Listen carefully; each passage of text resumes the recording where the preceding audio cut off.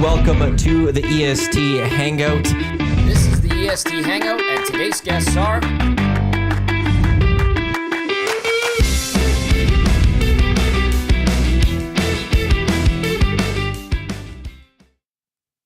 And a good Tuesday morning to you. Welcome to the EST Hangout. Oh, that's what we didn't click properly. Hey, sorry to those watching right now on YouTube. I got to help Brendan here with something. Go to the very bottom. Oh, Tom, do something. Okay. You talk. Hey, welcome to the Hangout. Tom Gazzola, Matthew Iwanyk, Brendan, and Derek Van Diest, who's wearing his new Four Nations face. The NHL just sends you stuff all the time, don't they? Yeah, it's nice. It's really nice. I like it. Looking forward Sharing to is caring, bro. Sharing is caring. Huh? Yeah. I would share. I'm medium large. I would share. Large But you mostly. have to, like I told Jim Matheson, I have no problem sharing. But you have to wear it with pride down at the rink. And he said, I'd never wear any NHL stuff. So I why would wear NHL NHL stuff at the rink. I have no Yeah, qualms wear wearing a shield NHL with stuff. pride. As long as you wear the shield with pride. Now, if I you have no told me I problem. had to wear an NHL team No. logoed piece of clothing at the rink, No. I would refuse. But if you have it, But if it's a league thing, I'm I'm going to Rob say Lowe. no to something free. Like, what's wrong with the brand league? Well, Jim's an old school James, journalist. guy. Yeah, but it's still the league. I don't know. It's I just said- the Like league. this is just even Four Yeah, Nations. like, I'd wear this. Like this isn't even NHL. It looks like it's just No. straight up. Hey, I went to Four Nations. I got myself a little Exactly. jacket from it. Yeah, no, that's it. So I said that to man. Okay, well, let's go What medium. are you? Medium. Yeah. Medium. All right. I like it fitting. You nice and seem swell. very excited about that. Huh? I guess I'll get Tom something. I guess. Yeah, get Tom something. Get Tom something. All Yeah. right. I'll keep it. No, keep you're gonna mentioning. forget as soon as we finish Probably the show. will, so. I will remind you. As long as he wears it with pride, like I said, I'll Yeah, have no happy problem to. getting you something, but just coming down to the rink, wear it with pride. Paige Martin asked me for.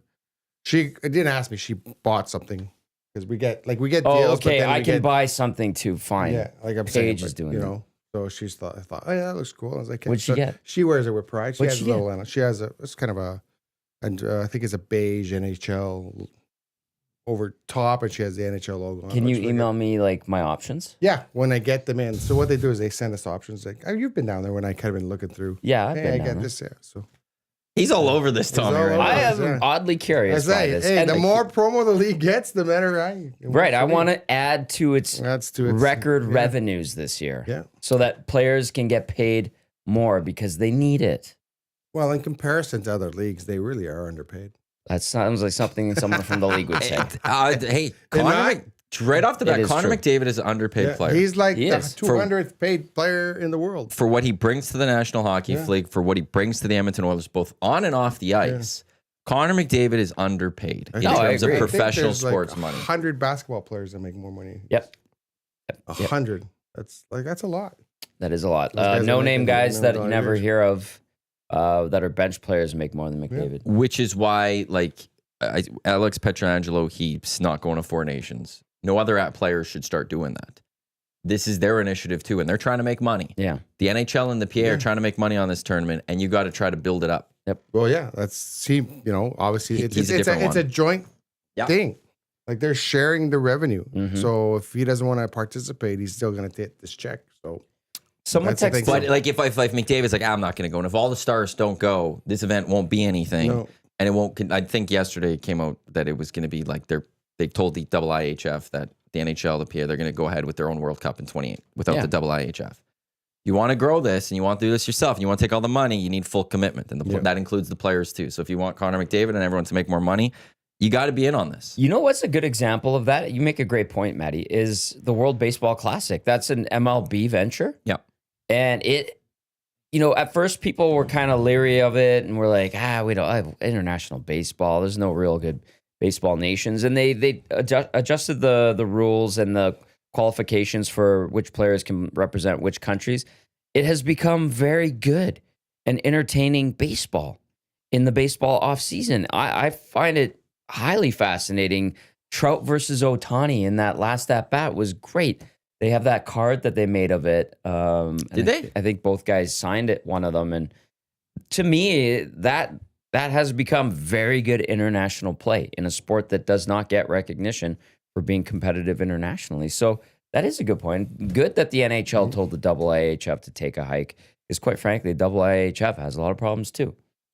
Well, they do have a lot of problems, and they're like the Olympic Committee and everything. Like anytime you get a body that has a lot of money, there's going to be corruption. Sure. FIFA, look at things like that. So I think the NHL just wants to keep it so because the IIHF wants to have these great tournaments, but they want the NHL players going, and they don't want to pay the NHL players what they probably deserve, and they don't want to help out. Like it's just like the NHL says, you know what, you need us more than we need them. Yeah, and I think that's the way they look at it. Is like, IIHF. Like, there's probably some corruption there. We don't really know. It's one of the cleanest. It ain't no FIFA. It ain't no IOC. Exactly. It ain't no NCAA. To me, the IIHF is clunky. Yeah. You know, it's clunky. It's kind of backwards at times. But in terms of like the dirtiness of it and all that, it's not. Well, outside of Canada, the World Juniors don't make any money. Like, I know the World Championships are popular in Europe and things like that. So the World Juniors don't make any money. That's why they're here every second year. But yeah, it's just they're not as big as FIFA, as big as some of the other international organizations. So, but our buddy Cor from the Netherlands, who's covering the Oilers and has been for a week and a half, he was covering the Dutch Division 3 game like at 3 a.m. after the Oilers game on Saturday. Yeah. He's like. He came out for a beverage and dinner at Ice House after the game on Saturday because we finished up, I think, the postgame show on 6 or whatever.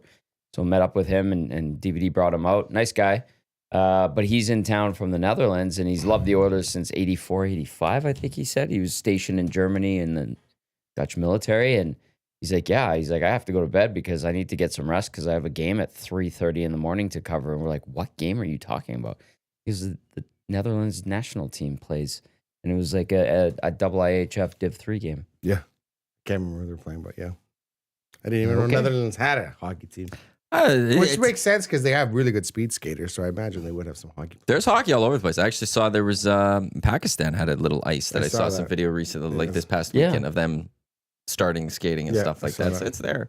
Cord, it doesn't take Cord to figure out what's going on with the Oilers. He's only been here about a week. He comes up to me after that Bouchard giveaway. Was it second period? Yeah. And he's like, do I write about Evan Bouchard and his atrocious giveaways? I was like, Corey, you figured this out very quickly. Well done, sir. Yeah, he's struggling. Yeah. Like, what he keeps giving the puck away. Yes, we've known that he keeps giving the puck away. He's not playing very confident hockey at all. So the team's winning, I guess, right? We can, like I said, we're in a situation where we're critiquing wins here. That's great. Yeah. Well, that's good news for the Oilers. By the way, this is the EST Hangout presented by Sentinel Storage, Canada storage experts, more than 2 decades helping Canadians through life's transitions. Right now, 75% off 12 weeks. That will on 5x5 unit. That ends this Friday. Check them out, sentinel.ca.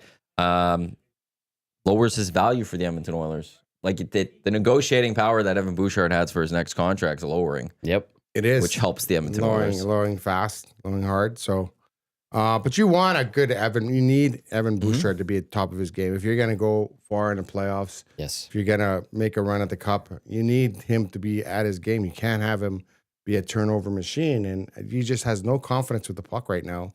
And just got to, Paul Coffey's work with him. I'm sure he'll do what he can.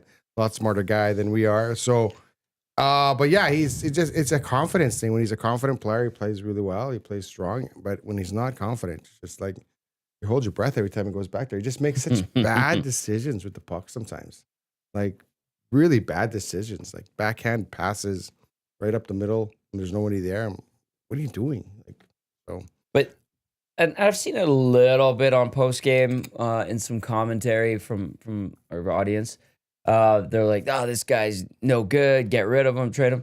I know Tony from Westgate BP wants to trade Evan Bouchard. Like, if you could do the Seth Jones trade, I would do it. Honestly, you would bring in Seth Jones and get rid of Evan Bouchard. I would, yes. But I don't think that's going to happen. I'm just saying, I would, if I was a GM, I would take that trade. I would be like, okay, sure. But Bouchard, we have to remember, the last couple of years, he's actually had good finishes to those seasons, both offensively and defensively. So he is capable of being better in his own zone, better with outlet passes, better in the corners. Not particularly great in the corners, but better than what he's done.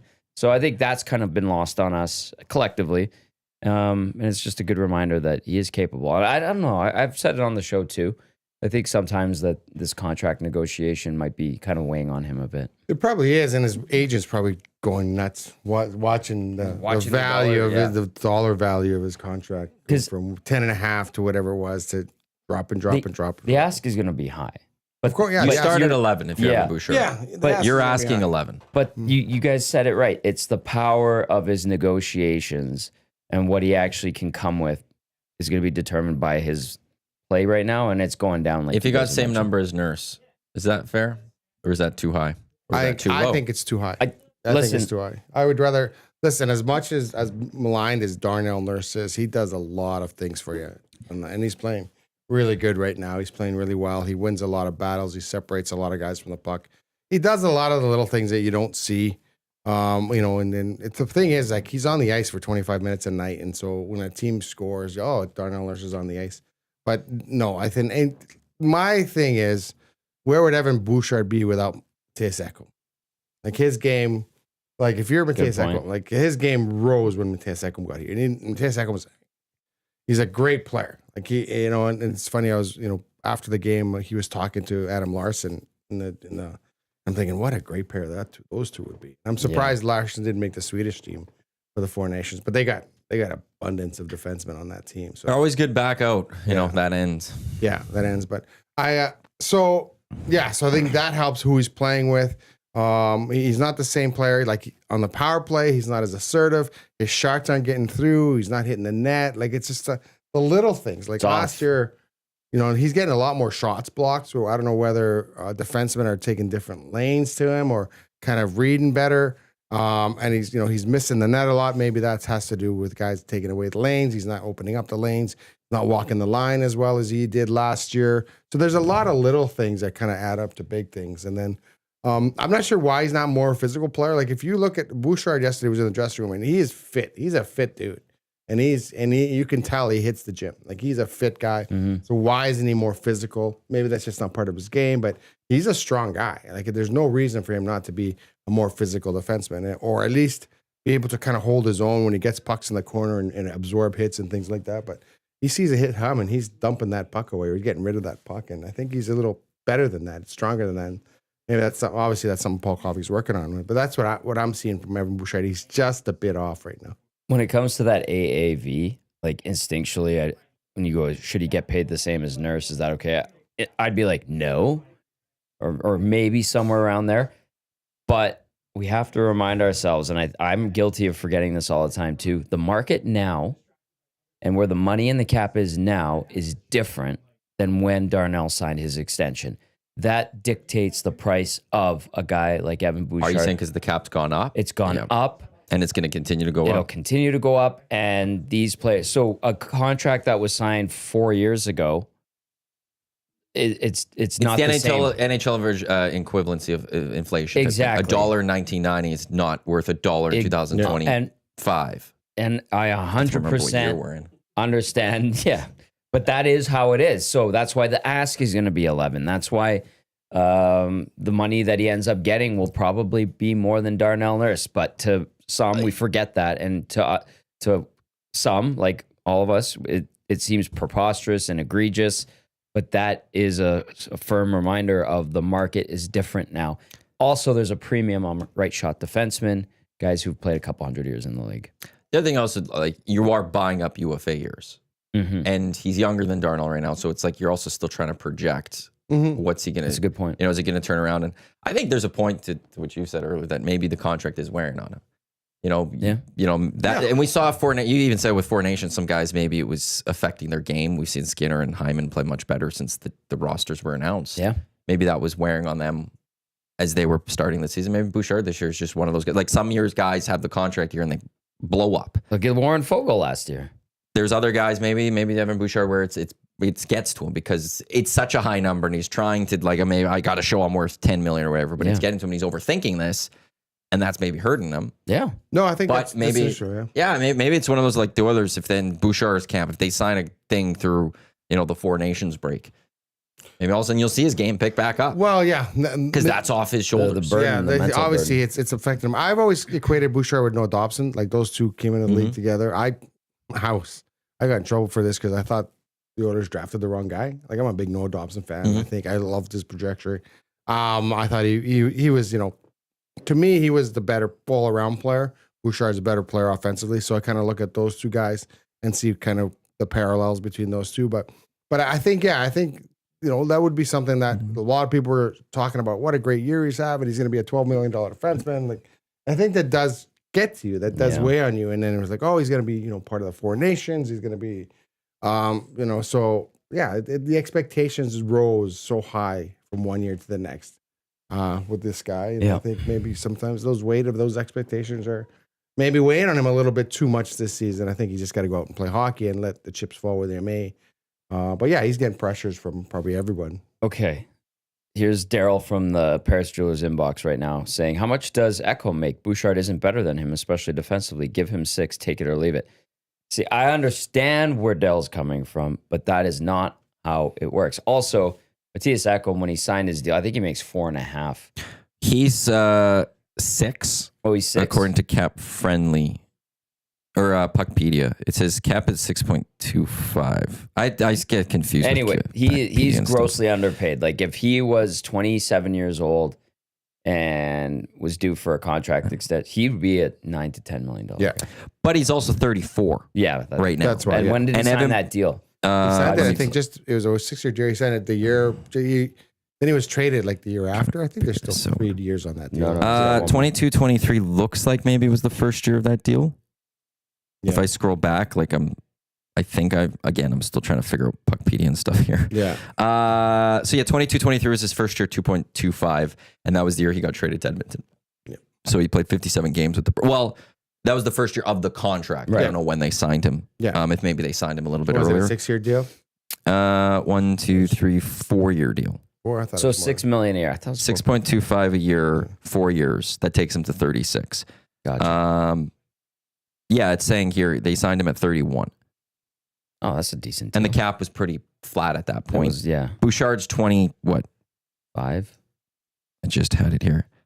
Bouchard is only 25 years old. So that's where also the money comes in, changes differently. Is that if that's his money contract? Yeah. Right? Yes. And this is that's the bigger. And then as Tommy pointed out, the cap's going up. All of this changes things. And then there's still he still has some good. It's a decent resume that you could point to, and look, I should be close to Darnell Nurse. That's the number that he's gonna probably point to. Yeah. You start more. Yeah. But that's where I wonder if they're gonna start at 11. The Oilers probably come in, let's say 8 or something. Yeah. Is that just a nice point where they meet and go, okay, you'll make the same as Darnell? That's the number we're going to go at. I think that would be a pill that Oiler fans could probably swallow. There'll be people saying, no, he's not worth more than 6, like Daryl said. Mm-hmm. But if he blows up and remember this, he had 90 points last year? 82 points. That's the Oilers power play is number 1 in the NHL right now. Is that partly because Bouchard isn't playing at his height? And that shows his value to that power. Because some people say it's McDavid and Draisaitl. That's the power play. But now we're now seeing maybe Bouchard is a big factor. Yeah, he was loosening up those defenses with that big blast from the point. He's just not a benefactor of being on it. Just to put it in perspective, Evan Bouchard had the highest scoring season by a defenseman not named Paul Coffey, right? So Paul Coffey had the first 6 or 7 high scoring seasons by an Oilers defenseman, and then you got Evan Bouchard. So he's basically the second best offensive defenseman to ever play for this organization. So there's something there, right? Mm-hmm. And he was supposed to build on that this year. You're gonna get the warts defensively. That was always the lock with him. He's a great offensive player. You're gonna get defensive issues. You bring in Ekholm to help him out, which did. But something's bothering him. You can tell that this is weighing on him because some of the mistakes he's made are just egregious mistakes, and you're like, oh my god, Evan, what do you? And then like I said, the Dutch reporter comes in here for 4 games. He's like, what is going on with Evan Bush? Why does he keep giving the puck away? That's a great question. That's a good question. That's a very good question. We're wondering the same thing 50 games in. There's a lot of people in the nasty chat saying hey, if one person I saw, Klingberg, get him in the lineup ASAP because if he's anywhere near what he has, say something? He's had immigration goes March 7th. But before we get to that, it's the Oilers aren't training Evan Bouchard this season. Even if Klingberg shows it, whatever, he's an RFA. You're not rushing that move. Yeah. Let's say hypothetically the Oilers all of a sudden decide they're going to move on from Evan Bouchard. Yeah. You do that at the draft. You do that in free agency. You do that at a different. You're not messing with your locker room right now by moving out Evan Bouchard and the dynamics of it. This is different than Mikko Rantanen. He was a UFA. Yeah. Bouchard's still an RFA. You control him. You're not trading that at a deadline this year. John, the other thing too that's kind of surprising me, seeing a lot of the reaction to the Klingberg signing now is, oh, he's going to replace Evan Bouchard. I think that's very short-sighted, and that's a huge ask for a guy who has not played in over a year. Yep. And not to mention that, but he's also played poorly over the last 4 years with those bad hips. And to expect him at 34, 35 to come in and replace a 28-year-old who just came off an 82-point season, I think is unrealistic. No, it's not going to happen. Klingberg's more insurance. Like, he's a guy that, at his height, he was a very, very good defenseman, but his height lasted 2 or 3 years, and then his hips started bothering him, and he couldn't skate. And then same thing, like he had the same surgery Patrick Kane had, kind of whatever they do, sand them down and make them resurfacing. Yeah. So we'll see how he can move. But yeah, right now apparently he's having some immigration visa issues. Let's go to Calgary. I don't know if he had to go to Vancouver. We found out. Yeah, that's where the Swedish flight delayed coming back from Van last night. Yeah, so I don't think there's a Swedish embassy in Calgary. So you got to go to Vancouver. So yeah, that'll get itself worked out. Those guys, they'll get itself worked out. But this guy hasn't played in what? How many months? He hasn't played since December of 2023. Yeah, so it's been a long time. He hasn't played. And to jump to the conclusion that he's just going to slide in and replace Evan Bouchard, I think now could he jump in and replace him on the power play at least if Bouchard still can at least because that's a little different. He can help out on the power play. Bouchard won't have to pay the whole 2 minutes. I still have my doubts. Do you? Yeah. Hey, Matthias Ekholm's the highest scoring defenseman on the power play this year for the Oilers. Was he played 10 seconds on the power play? Yeah, and he's got 3 goals. Bouchard has 0. It's insane. That's a wild stat. Yeah. I know. Bouchard doesn't have a goal on the power play. No, it's crazy. That is a wild one. Crazy. So he's not unleashing that shot, and he's passing up some good looks too. That's the thing. It's like even the crowd goes, "Let it go," and he doesn't let it go. So I think the Oilers sometimes get too cute on the power play, and but no, I think it'll right itself. Eventually, it'll come back together. But I do think that. Yeah, he's just got to worry about playing hockey, not so much the contract. A text says Klingberg's 32. Sorry. He's what? I apologize. He's 32, not 34. That's a big shot there, Tommy. You want to talk about egregious mistakes? I'll take that one. If you're the Oilers, would you try getting this done now? If you're Bouchard, would you try getting this done now? No. Or where would you be if you're either of those camps? You just said he's an RFA. There's no rush. You just let him go, let him play. I wouldn't. If I was Bouchard, you're dealing from a position of weakness right now. Like, why would I sign? I'd be like, no. Well, let's see what happens in the playoffs. What if he blows up in the playoffs? And then you're like, okay. But that's the risk I would go with the other side of trying to rush it. If he blows up in the playoffs, his value then comes back up again. If you get this done now, you can maybe shave yourself $1.5 million. The Oilers are going to offer something, but I would doubt that his camp would say yes. Like you're going to bet on your own guy, and he has a terrible playoffs, then his value drops even more, right? Yeah. Let's say, heaven forbid, the Oilers get eliminated early in the first or second round. Bouchard has a terrible playoff. Then suddenly his value drops. But that's what you're taking. You're risking, right? Hey, you want to talk about a guy who tried to risk it and bet on himself? John Klingberg. Yeah, blew up in his face. Oh my God, he had to fire his agent. He had 7-7 on the table from Dallas, and he said, "Nope, I want more." And then they said nope, and then so he went to Anaheim, signed a 1-year deal, and then traded to Minnesota. I think it was 7-7, yeah, something like that for Dallas. And they say because that would have been at the time when the cap wasn't going up much at all. No, that's a great contract. There was a lot of people that took he was one of the top defensemen. Single-year contract. And his agent said, no, we're going to hold out. And then he bet on himself and lost. And so think about all that money he left on the table. Oh my goodness! Wow. No wonder he fired his agent. Oof. So. Yeah. Well, at least 7-6 is what he lost for sure. If playoffs were to begin today, by the way, Oilers and Avs first round. The Avs are going to fall off the table. Winnipeg and Calgary. That was a terrible trade, in my opinion. Do you think so? Just awful. You think Colorado got worse? Yes. Okay. Yes, they got worse. Like you gave up this 4th best player in the league. When you trade the best player, you lose the trade. You can try and make it extension. Yeah, exactly. Like you can try and spin it any way you want. The team that gets the best player wins the trade, and Rantanen was by far the best player. He just had a good start to the season, but he is nowhere near the Rantanen quality, nowhere near that. And so We'll see what happens with that. But hey, they didn't want to pay him more than they paid McKinnon, and McKinnon said, "I don't care. See, that's McCarr's going to get more than I am. I don't care." Like that's what do they have an internal cap or what? That to me is a flawed way of negotiating. Going, well, you can't pay him more than McKinnon. McKinnon signed that deal a couple years ago too, right? Again, the market changes, the hockey inflation, how we described it a few minutes ago, that changes everything. And if it comes down to McKinnon being like, well, Mikko's making $1.5 million a year more than me, that's BS. That how do we not have a hard line on that? Like, I think that's a flawed way of thinking. The Bruins did that for the longest time with Ray Bork. No one on this team makes more money than Ray Bork. And Ray Bork took less money than he was valued. But that was the time there was no cap. He's right. There was no cap. But him and Cam Neely apparently got in a fight at a party over that. Because Cam Neely said, "You're underselling us all. You're screwing us all by not taking what you are worth." And they said, "We're going to pay Ray Bork this much money," and everyone comes in underneath it. And I think the good thing the Oilers didn't do that. Like, they have McDavid, but they gave Draisaitl what he was worth. And they said, well, and then the next year, McDavid's going to go higher. Yeah, he's going to go higher. But so if Colorado's looking at saying, no, whatever, what is McKinnon making? 12.9, 12.6 or something like that, whatever it is. Said, you can't make more than him. And Ranton's like, what, are you kidding me? Like, my production is up there with Leon Draisaitl. Yes. And he got $14 million. Why am I not getting $14 million? So the negotiations broke down really quick there.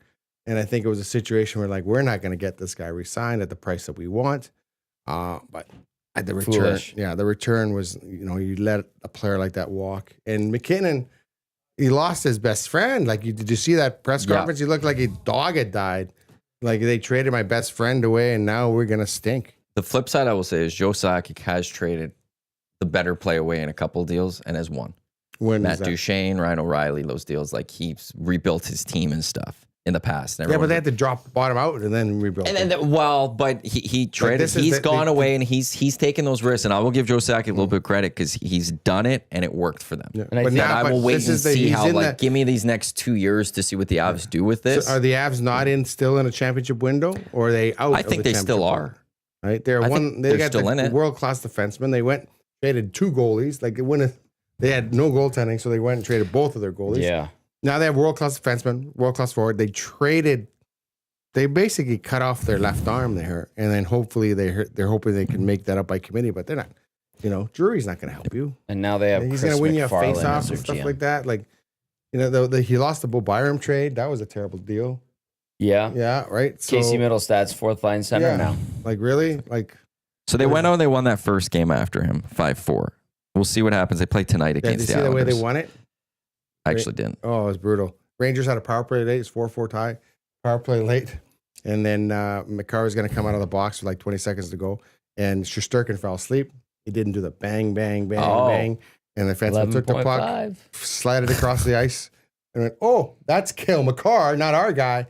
McCarr takes it back the other way, 2-on-1. They scored 14 seconds to go. So, and the Shesterkin's going, oh, I probably should have given him a heads up. That's the best goalie in the league. It was really funny. I was laughing. I was like, oh my God, goalie. And the funny part about that is that the commentators really didn't pick it up. Like, they're like, oh, he didn't see him there. Yeah, that's why the goalie bangs his stick on the ice. And it's a funny story about that. There was a writer in LA, started covering hockey, didn't really know much about hockey. And I'm not going to throw them under the bus. So what happened is at the end of the power plays, the goalie would be banging a stick on the ice, right? Mm-hmm. And they wrote, the goalie was so frustrated with the power play, he was banging his stick on the ice at the end of the power play, showing his frustration. And I remember reading that going, no, that's not what's happening at all. Like, can you imagine reading that and going, what? No, that's not why they do that.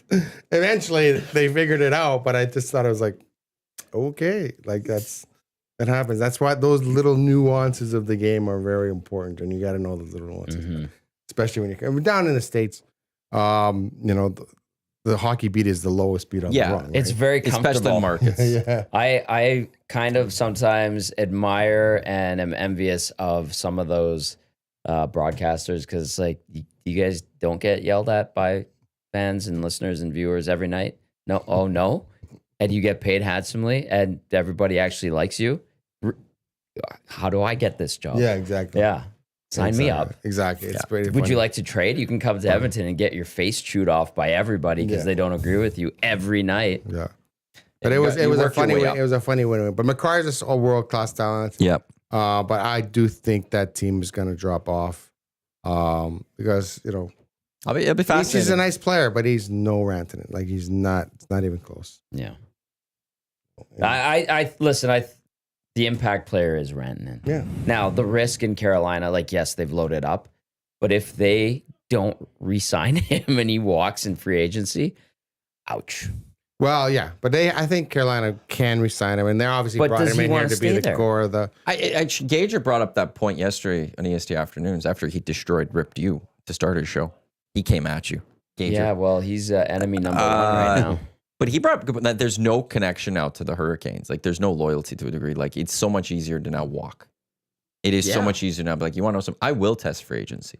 I don't owe Carolina much. I don't owe him pretty much anything. Like, they'll be the playoff run, but he doesn't have his roots there or anything like that. So it's like, okay, I could still maybe resign in Carolina, but why would I do it early? The only benefit he gets of signing Carolina early is that extra year. You could do the 8-year deal as opposed to 7. Yeah. But if not, if you don't care about that as much, go sign a 7 and go and have Carolina bid with everyone else and get your most value. Carolina's obviously going to give him the max or whatever they think is worth it. He may get his $14 million. I will say though, Carolina last year, because they went for Gensel and they didn't re-sign him, and now this one. But I don't think they gave up a first-round pick in either of those two deals.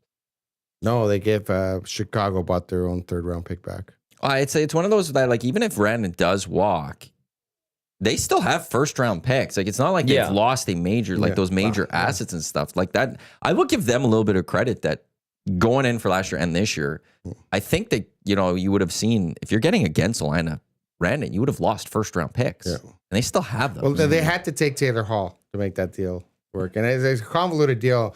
And I was kind of questioning why would Chicago take half of Rantanen's contract at 4.5, and just to get their third-round pick back, but they got rid of Taylor Hall. Yeah. So at $6 million. So they're actually saving $1.5 million on that deal. That's why they did it. It just looks funny. It looks terrible. Yeah. The offense are terrible. Yeah. You paid $4.5 million for your own third rounder to get it back. And you gave up another asset. And you gave up Taylor Hall an asset, who was having a now. Talk about a guy that can't skate anymore. Like Taylor Hall, like I love Taylor Hall. I was a big Taylor Hall fan. He's invisible too many nights in Chicago. Like you just don't even know he's on the ice. Is he playing today? Like he has no impact at all. 7th NHL team. I know.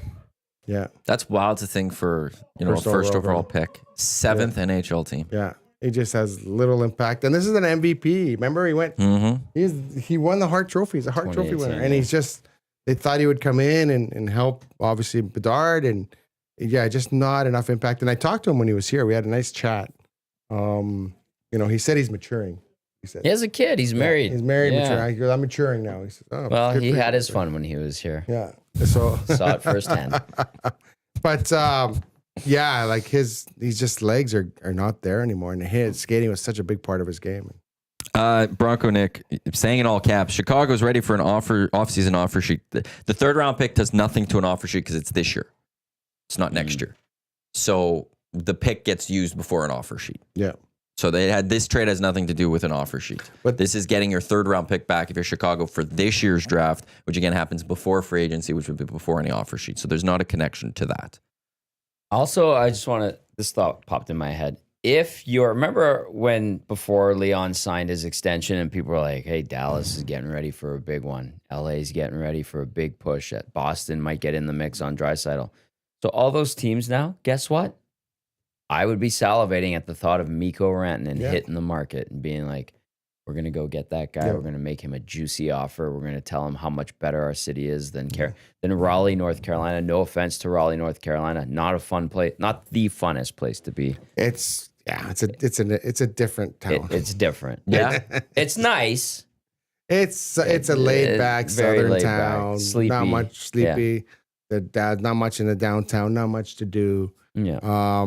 It's just if you like the quiet lifestyle, you have a massive house with a massive yard. Yeah. It's very nice. But if you want action, not there. Not your spot. Not there. Unless you like NASCAR. Well, this Actually, golfing there is awesome. They have great golfing. And great golf course. Yeah. This would have been the year Leon was going to be a free agent. Is that correct? Yes. Yeah. So maybe the teams that were preparing for a Leon That are is now literally what I just said. Yeah, I reading it wrong. That is Sorry. literally That just reminds me of that. Hey, I did that once too. You always did that to me. I got that one That done. reminds me of the Ovechkin thing the other night. Or the other day. What happened? Sorry. No, all good. Sorry. Yeah, no. Ovechkin was here. He's doing his little scrum, and I went up to him and I was like, "Hey, Alex, is it better doing the chase when the team is winning? Is it more fun? There's not as much focus on it. Just have to worry about winning." It's great. It's good. It's way better when we win. Next question, Ryan Shock. Hey, Alex, is it better when the team is winning?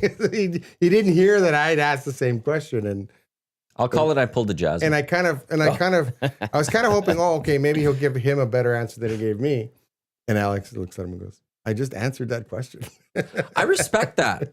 I thought it was funny. If you ask, because there's another person in town that asked a question that was answered, and We know what doesn't get happens. called It's out. I know it's easy, but in the scrum, you're so it's not in a focused on- scrum when this one happens. I'm just Was it okay? I'm just saying, you're in the scrum. You're trying to get your question. You're actually working off the different questions that are coming in. You have a question in your mind. You should be. Yeah. Sometimes you're so focused on your question and trying to get your question in that you kind of tune out everyone else. Well, that was a big hear the scrum answer, too. And then It was. the veteran scrum. Yeah, No, there was a scrum. lot of you. So it's There's a lot of us, but there's only 3 guys asking questions. That's the problem with the scrums here in Edmonton. There's not enough guys asking questions. But also but positioning. Like if you're in the one spot and then there's the cameraman, all these people. Yeah. For Ryan, I could see that. No, for sure. And then you got a bunch of of guys that we call them, they're building the wall here. You got guys that'll stand right in front of the wall, and then you got to lob questions over the wall. And you're like, hey, if you're going to do pole positioning here, feel free to ask the guy a question. And we have had issues with that. Like these guys airing grievances run into the dressing room. They set up the shop. And now there's 2 things I hate. 2 things that bother me is when the cameraman decide, I'm going to put an X here, so the player's going to stand here. And then they take all the room, and I'm standing behind the player. Are you talking about the Sportsnet bureau chief? Whoever puts the X on the thing, I was like, let's get that X out of there. And they're like, no, we want him to stand here. Yeah, but then we stand behind him, and he's asking questions like this. So that's not going to happen. You put him against because the camera's right next to him? Yeah, because the cameras surround him like this. And so we got to stand on the other side. So when I'm asking a question, I'm actually literally behind the guy, and he's got to turn his head like this to answer a question. So the X is gone. I do not like the X on. I would like to watch you physically remove the X. I have it. I have. You have? Yes. Okay, next. I was going to fight with the cameraman. Okay, I see you at practice today. And if there's an X on the floor, I'll be watching you remove. Do you want me to take it off? Remove the X. No, it's it's an optional practice. Supposed to be my day. It's I like to work in day off. Is it optional? Okay, maybe. Yeah, it's an optional practice. But what I'm saying is that we've had this argument because you know what it is, and it's not the camera guys that go down every day. It's not Corey. It's not Dave Parker. It's not Sergio. Those guys understand that. It's the guy that's the news guy that's coming in here. He goes in, I need the player to stand here for God forbid I have to adjust my camera. And I'm like, it doesn't work that way, dude. I'm enjoying this. He's like, why? It doesn't work that way because I'm standing behind him and I'm the one asking questions, not you. I got busted as a scrum lurker last week. Luke, well, I know they don't do the segment anymore, but Gazdick sent me a text with a picture of me, and I'm stuck there behind because the X was on the floor. Yeah. And I was trying to hold my mic. Like, yeah. It's like, you put the X there, I'm going to stand right in front of it then. And it's like, it's you know, it's an X for me, Derek Baptiste. Thank you, guys. Well, no, there's a common, the problem is the common courtesy when you get in the scrum. And you have the 4 guys that because there's only 3 or 4 of us that actually ask questions, and everyone kind of sits back and takes the answers. And then when we ask a stupid question, we get jumped on, and we're like, "Oh, well, those idiots! What a stupid question that was." You've been sitting on this all week. Sometimes you're gonna ask a stupid question. Well, I'm just saying. So that's my issue. But then you have a lot more people down there. I don't know what they do. We have a lot of guys down there that work for whatever organizations, but they're running to the dressing room and set up shop right next to the player. And so now I'm lobbing questions over. I was like, "You're gonna ask a question? No, okay. I'll lob the question over you." Like it's a little pet peeve of mine. Yes, if I'm not gonna ask anything or I don't need anything, I stand outside the scrum and just listen. Just listen. But these guys are. Oh, we gotta get my audio in there. I gotta get my mic in there. Do you ever just stand there and wait for them to ask the first question? Like, hey, oh yeah, go we ahead. stand there like idiots, looking at each other. They never do. And then like the option. Would you ever say like, go ahead? I say it all the time. Yeah. I said, and they'd say nothing. And they just like look at you like, you want me to ask a question? Like, yeah, ask a question. Go ahead. You're standing there, pole position. So the old days, and we had this talk, actually, we had this talk with Andrew, we had this talk with Jamie. because Andrew asked us, the Oilers media guy, well, how did you guys do in the old days? Well, they used to bring 5 guys in and you go talk to whoever you want. Yeah. It was, yeah. And then it was you'd have just the camera open guys room. chasing you all over the ice. And then you'd be like, you know what? Go talk to your own dude. And then you Well, they didn't have reporters. That's why. Well, that's not my problem. It's Who not do- my, like you're saying- that's not my problem. Like you're saying right now, they don't have reporters? No, well, No, back then in the day, they would send follow. the camera and say they would they'd follow like they'd follow a us around. print guy So or whatever something. question we asked, they would stick the mic and answer the question. So Titch would throw in like an F-bomb in the Yeah. question so that they couldn't use or it. I would ask a question and then hope to get a long answer and then walk away and then go talk to someone else. But they would follow you. They would. They'd follow you like Because lemmings. camera guys aren't supposed to. So now ask they bring out questions. one guy at a time and they're all like lemmings. And then, They only do one guy at a time. Yeah. yes. And it's an issue. I It's like, actually got. you bring out weird. 2, well, part of it is because Oilers, Is that morning skate or is that practice days? always. Even Yeah, in practice? Yeah. Because it used to be before, like, I remember. Well, practice, like, if you want to talk to you one of walk into the room and you just grab guys. how long has it been since you've been in the room? It's been a long time. Hey, I That asked. doesn't happen anymore. I'm just that's we why I'm have to surprised put in by that requests because and then we put in the I didn't know requests, that was then like they have the during one guy and the then name 7 your number cameras. has to be on the board. Like, I Another knew guy. that from post games. I didn't know they added that to this practice. Yeah, Yeah, 'cause practice and skates. Last and week I talked to Ekholm and he's just standing there and I'm Yeah. like, hey, you got 2 minutes? if you He's get like, yeah, sure, whatever. if you get a guy, you get a guy. But it's Is this it's- I got in like, is trouble, this though. been like the standard since like because COVID was Zooms and all that? yeah. Is this been this like the way it's been after since COVID then? since Yeah, Zooms and so but anyway, that's you know that's the issue. Yes, know we that. have to. It's changed a bit. Because you guys used to be able to then just go saddle up and talk to That someone, was the even best. with the mics down. Yeah, that was the Oh, best. Didn't know Now this. we have to deal with 7 camera guys and the X on the floor. Yeah. You will and see me get in a fight with some guy who put the X on the I floor. look forward to Or it. else I'll stand in front of him. Like you could move I then. can't wait. Yeah. Honestly. No, I'm I've looking had- forward I've to had it. that. Just mark your name on the tape and be like, "This X is for me," Well, and then I had stand that there. issue. It's like, you know, it's like I said, it's not a regular guy that goes down there. You know, it's not, you know, not Paul from Global. It's not Corey. It's not those guys. It's some guy that's never worked a scrum before and decides I'm going to put an X on the floor and then I'm going to set up right here so that way I don't have to make any adjustments to my I life. love this. You're And I'm just like, airing you know what? grievances. And also the grievances I have too is when you have 6 tripods and they're all taking up all the space. I'm like, boys, can you just not put that on your shoulder and allow? I will defend the videographers on that one because that is hard. Well, Corey has a monopod. He doesn't have an issue with that. When was the last time you saw him use it? I don't know. He's used it.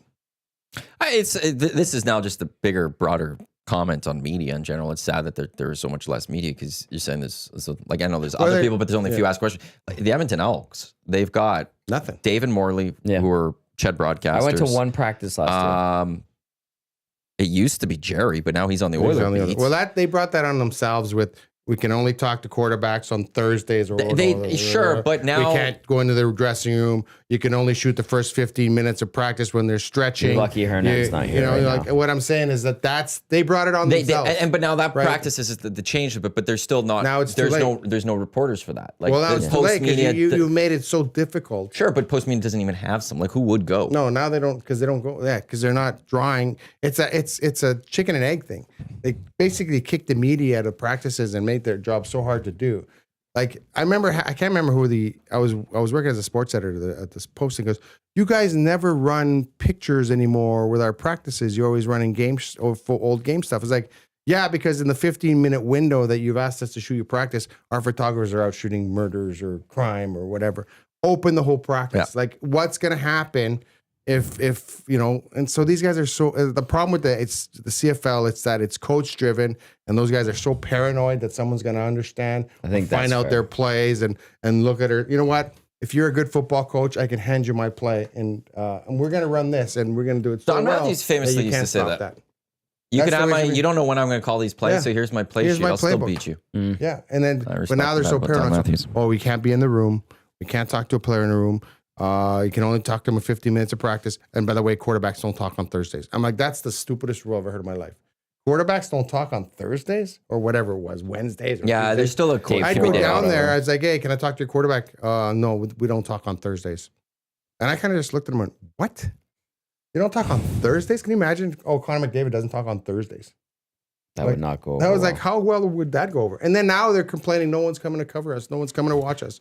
You made it so difficult for it to do it, so we're just moved on. They did, but there's also just less media. Yeah. like just straight up. Well, And so, like, if there's well, there's less media, who are they going to go cover? where are all They're going to go those- cover the most important team in Where town. are all which is the those Edmonton web Oilers. guys that are down at the Oilers? And Well, why aren't they at the Elks? They are that, but they work with Dave and Morley, and then they've got Mike Curry. They have Richard.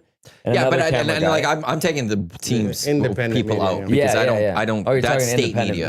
I don't care about state media. I don't care about the Oilers TV and Tony. I'm not saying they do anything wrong, but there is obviously going to be some sort of editorial control that things are good. You know what? I can't talk about that. I work for the league now, right? So, but like directly, like they're on the flights with the Oilers, right? Yep. Yeah. Like that team. So like that's where it's. I need to separate them because naturally they're going to be there and they're going to do a great job, but there is going to be a distinct difference between how they do it in post media. But like we have zero reporters. Oh no, we have Slav still. But like Slav's Global has just Slav. CTV has zero people. Well, because they just take all CBC TSN basically, but because now they could just say we'll take TSN. Pat goes down there for CBC, but he's CBC French. Yeah, right. You haven't seen So and then so there's just even less people. So then now you're dealing with less people at the media, and it's like okay, and I'll just go back to post media for a second. Okay, we have 2 guys to cover this. Well, what are going to get the most interest? It is the Edmonton Oilers. Okay, we're sending to the Oilers. We have nothing left. Whereas back in the day, there was multiple reporters, and you could have 3 to the Oilers. You could send 2 to the Elks. You could send 1 to do Golden Bears and all of that. Yep. But media has shrunk. Shrinking. And it's not the top teams that lose out. It's everything else that loses out. Yeah. So it's the community stories. It's the Oil Kings to a degree. Those teams that pay the price for all Yeah, no, for sure. The Oil Kings as well. Yeah, there's no one to watch the Oil Kings. Because that used to be you a lot. Yeah. I was on the Oil King beat, Oiler beat for a while. So. But yeah, so that's my grievance. Just if you're gonna that's it. I'm saying if you're gonna take pole position in a scrum, better ask a question. And I've had this discussion with those guys. So. Kelvin Van Dasselaar thought goalies don't talk on game days. Isn't that specific teams? That's specific teams, and that don't get me started on that rule. You want another rant on that? I remember this when Jose Theodore was finishing up his career. He was like in Minnesota for a year or something like that.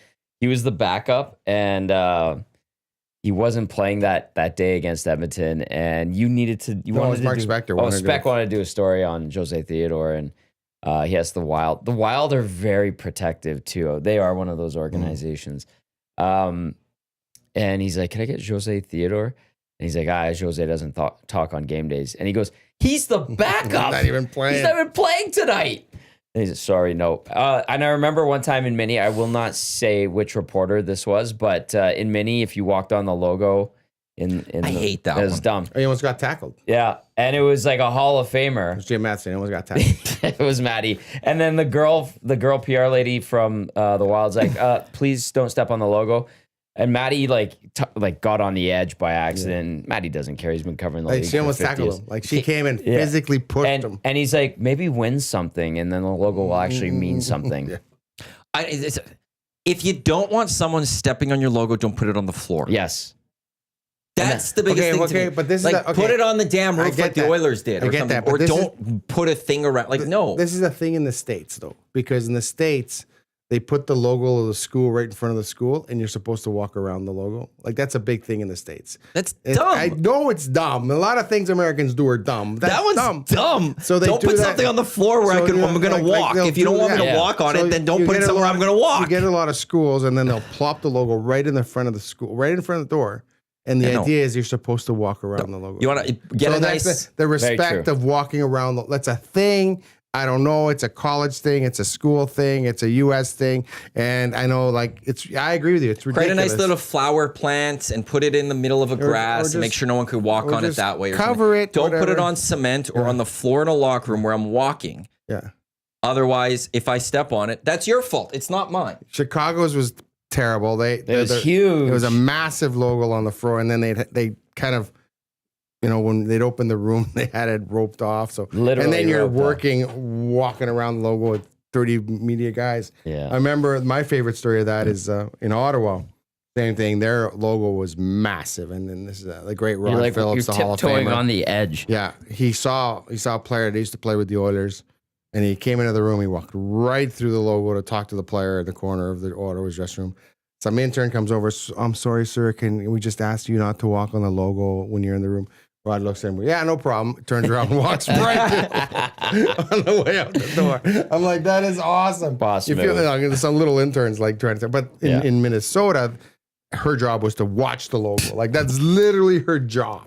She's sitting there watching, make sure. And Jim Matheson was like, he didn't do it unintentionally. He just kind of walking in the room. Caught the edge of the logo. And she just like, and just physically, like practically almost tackled him. And then he's the best Jim is just like, why don't you win something so the logo means something? Exactly. Like it's ridiculous. But the goalie's talking before game days. Okay, so I almost gonna fist fight over that in Florida. Okay.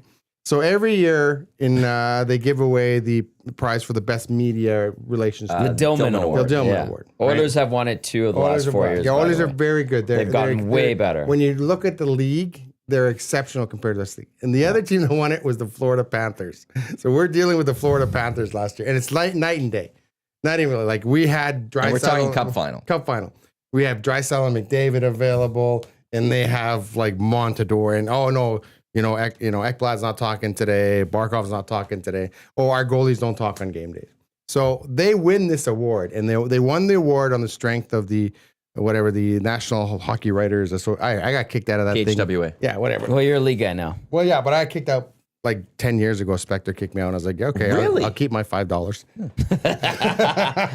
Yeah, I don't know how much clout they have anymore. Yeah. No, because when I started writing for the league, it's like, you write for the league, you can't be part of it. Because you're writing just game stories. Yeah, I was doing freelance stuff for the league. So I was doing freelance. So it's like, whatever, I'll keep my, whatever it is, 25. Well, all the best writers have gone in to work for the league. Like the most prominent ones. Well, the league They've takes got a lot of the good league ones. is cherry picking because they pay really well, and they want to have a bigger presence. They want everyone to go to their website for stories, and I think they're doing a good job of that. On flip side to that too is other jobs are being lost. Like good writers are losing. Exactly. It's like if you're the NHL, you've got to protect yourself. Yeah. And it's like again, we're talking about the Oilers are top dog here. Well, the NHL's in top dog in a lot of American markets. So how do you keep those writers going? Yeah. You have to start getting them in. So they do that. So anyway, they voted Florida.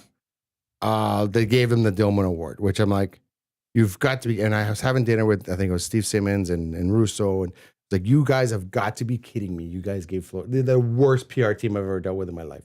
And it's not like they have a really nice PR girl. She does her best. But oh yeah, she's nice. She's very friendly. She's very friendly. It's their protocols that they deal with. It comes from the top, right? And it's like, and I remember we were discussing it, and those guys were very, we're all getting very adamant. And I said, a team that does not make their goalies available on game day should never, ever, ever win the Dillman. And they had no comeback to that. So I can't wait till you take over as commissioner when Gary's done. It's ridiculous. Like goalies, like even the God bless the goalies here, because we've only had that pulled that once, and it was Al Montoya. Right? Yeah, I really liked Al Montoya. I didn't. I thought he was like, you're awesome. a backup goalie. Like, he really was. give us a break. Like, round backup I don't goalie. talk on game days. I'm like, you're the backup. You're getting a start. You don't talk on game days. Are you kidding me? And Ryan Rishaug didn't like that either. And so Ryan Rishaug tweeted out on Bell Let's Talk Day that Al Montoya was mentally weak for not being able to talk. That went over like a lead balloon. Well, it wasn't the greatest thing. And then Montoya, you like next question him after the game. Like, good for Ryan. He stood there and he asked the question next. And I'm thinking to myself, dude, you're going to be here for 10 minutes. And you're pulling this, like, are you kidding me? You're here for 10 minutes. Yeah, it was not. And I was like, you know what? I was like, after that, he's like, he can have a shutout, make 60 saves. I'm not talking to him. I'll find someone else to write about. I think that was his last NHL stint. It was like ridiculous. And so that is the issue. And it started with Montreal, to be honest. It started, I think it was Carey Price or someone along the lines said, I'd rather not talk on game day because, me talking for 5 minutes in the morning skate, 7 hours before the game, I lose my focus or whatever excuse they do. It's absolutely ridiculous.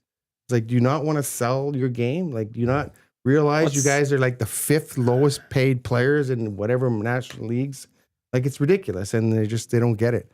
So some PR people get it. They're like, hey, no, you got to talk. I'm sorry. I saw a PR guy once or a media guy make a player stand up, which I thought was awesome. He was sitting in a stall. He was sitting in a stall, and he comes over. He goes, "We stand up here," and it was awesome the way he did it. It's like basically that's a team policy. We stand up here. It was Buffalo, by the way. Oh, it was the New York guy, and he's like, "We stand up here." Was it Chris? I think it might have been Chris. He was awesome. They might let wanna- him go. They might during want to COVID. change some of their policies because it's not going well in Buffalo. Oh, Well, no, well, it's Maybe not, they should go back to just sitting. not the media guy's fault. But I do remember there was a team that came in here. I cannot remember what team it was. And this was about 10, 15 years ago. And they had to start their backup. And the backup was from St. Albert. Kid from St. Albert had just gotten called up. He hadn't been in the league. He was getting the start in his hometown.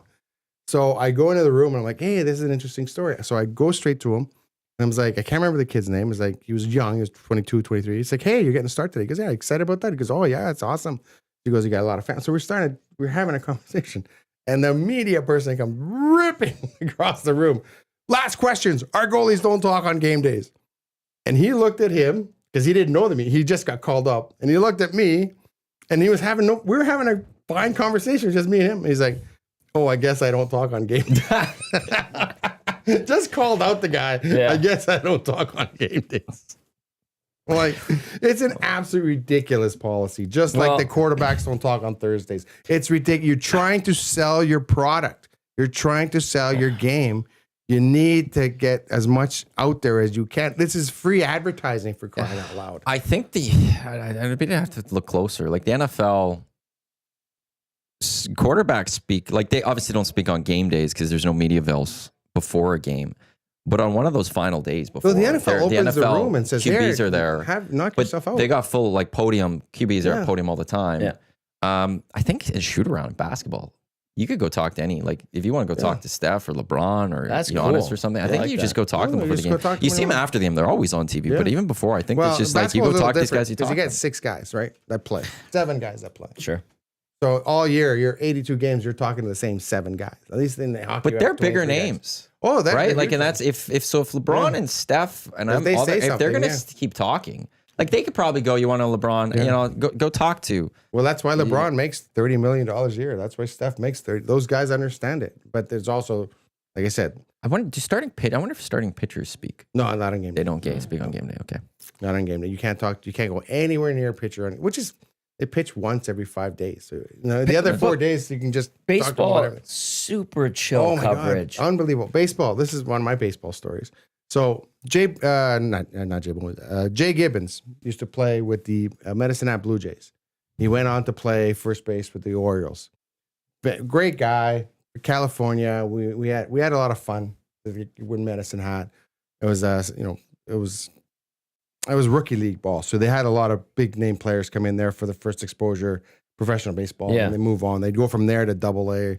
I think Jay went from there, Double A, Triple A, and then the major. So they're playing in Toronto, and I'm in Toronto, so I'm like, hey, I'm gonna go talk to Jay Gibbons. So I sent an email to the Blue Jays, and it's like, hey, I'm from Medicine Hat. I'm in town. I want to talk to Jay Gibbons. Can they give me a press pass? And Yeah. I said, well, what's kind of the protocol? He goes, well, just go into the clubhouse before the game and talk to guys and whatever. So I go down there and I walk right into the clubhouse.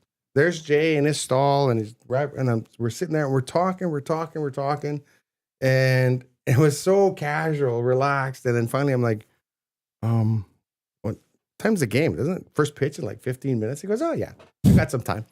It's like 15 minutes before first pitch. I'm still in the clubhouse. Are you kidding me? Like, and all the reporters still in the clubhouse getting stories and talking and cracking jokes and like it was so relaxed. I'm like, I can't imagine being in another dressing room 15 minutes before the game and talking to players. But they're just like, just come in and talk. It's another But game. I guess when you play 162 games, I guess It's just the game. I'm sure that doesn't happen in playoff time. No. Sure, playoff time, it's a little more, okay, let's get more going. intense, But it was awesome. So it was good. So it was nice catching up to him. But yeah, I think it's just another thing too, which I think is happening. And I think this is part of the thing is that when I started, the media relations guys were veteran guys that have been there a long time, well paid, well respected by the players. Like if Bill Tuelli would say, you're coming out and talking, there was no arguing. No. You came out and talked. Like you're talking to the media, or you're doing this, and like they were almost afraid of the media guy. Now they're kind of younger people just starting out, kind of doing younger jobs. Yeah. And so they don't have the same cachet with the player. So if a player says, they said, oh, can you talk to these guys? And then the player says no, then it's no. I don't want to talk. Yeah. That is what That's it's the way like. it works now. So it's a little different. So, all right. When I started you were around the same time anyway, Maddie, but there were some like legendary PR people. Like, what was the guy in Colorado who's Dr. No? John Martin. Dr. No. Yeah. Because John, can I talk to this guy? No. Can I talk to this guy? No. No. Can I talk to this guy? No. See, and early in part of my career when I was booking guests for the radio shows, like, and he was actually really good to me. No, for a while. really? And then I found out he wasn't like In the room, he was a tougher. menace. Oh, he's tougher Yeah. in the room. Yeah, he was Dr. No, they used to call him. And so, yeah, so it was funny. So then we got to, I remember Christy Chorley was working with A Channel, and then he loved her, obviously. Who didn't? Who didn't? Channel. He loved her. And then we're like, hey, Christy, ask him if Sakic is available. Ask him if Sakic.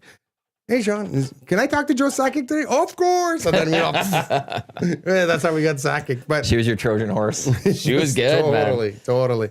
But yeah, there were some legendary. My favorite story. So of Jean Martin, and I actually got along really well with him. I did. He if you got on his good side, you were pretty good.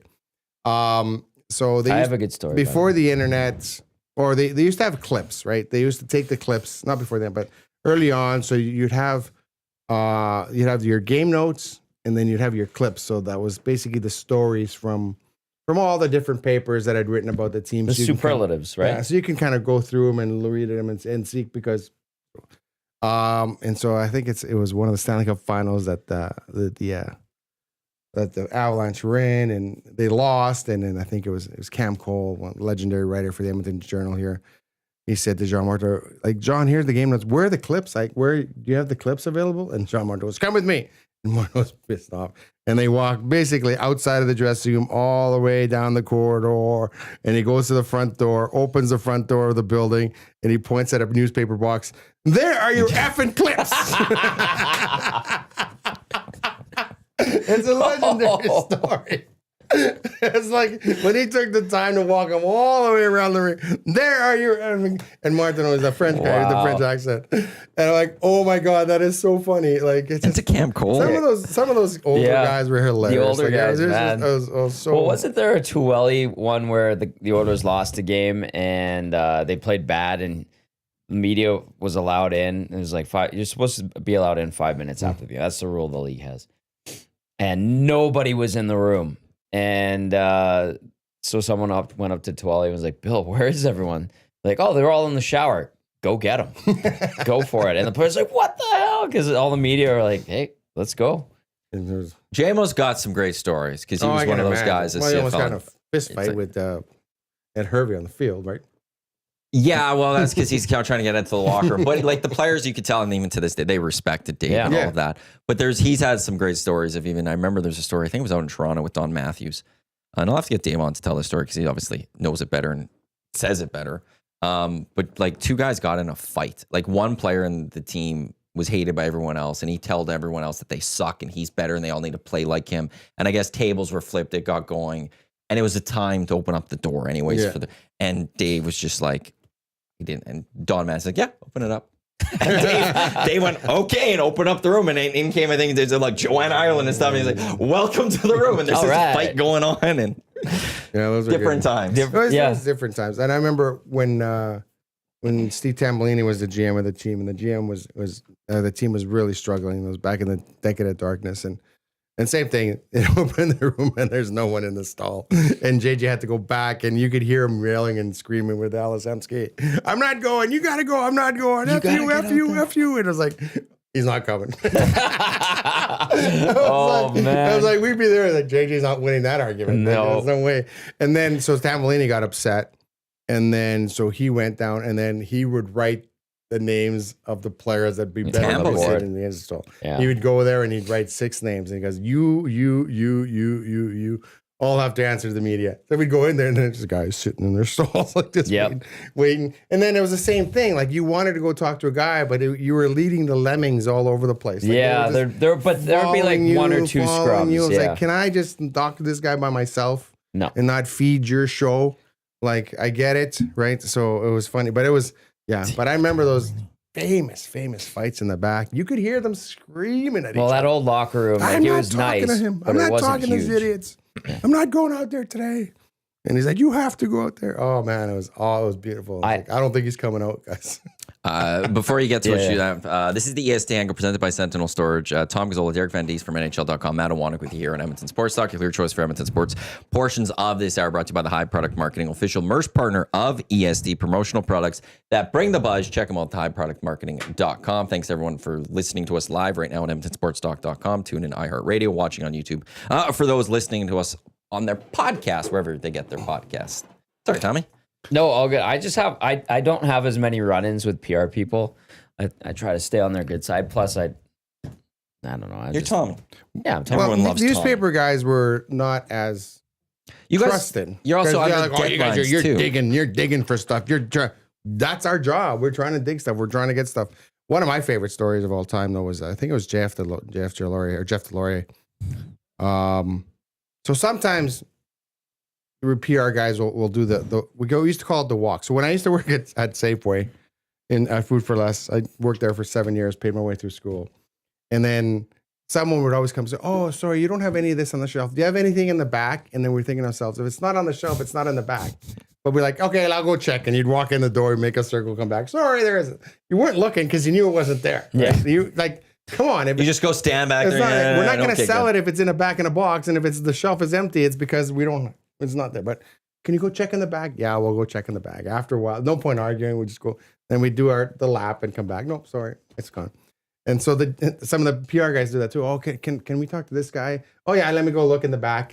They do the walk. Oh, he's gone. He's not here. Or do the wall. Oh, he's not talking. Or so I guess one time I think it was Joy in Ireland. She's like, I'd like to talk to Jeff on a practice day, and JJ was very busy. He's very inundated. The guy's a bunch of. He's like, ugh. So he does the walk and he comes back. Oh, Jeff's not available. And so Joanne wrote, Jeff was not available to speak. And he lost his mind. He's like, are you kidding me? Like, what is this? I wasn't even asked for. Because JJ did the walkthrough. And he comes back to Joanne.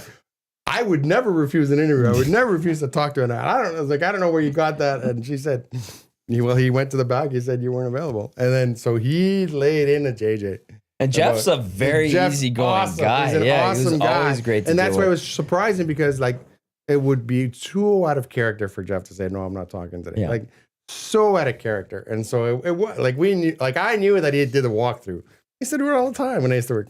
No offense to Safeway or anything, but we all do it. Like if it's not on the shelf, we don't have it in the back. Like I'm sorry. If we had it in the back, we put it on the shelf. That was my job.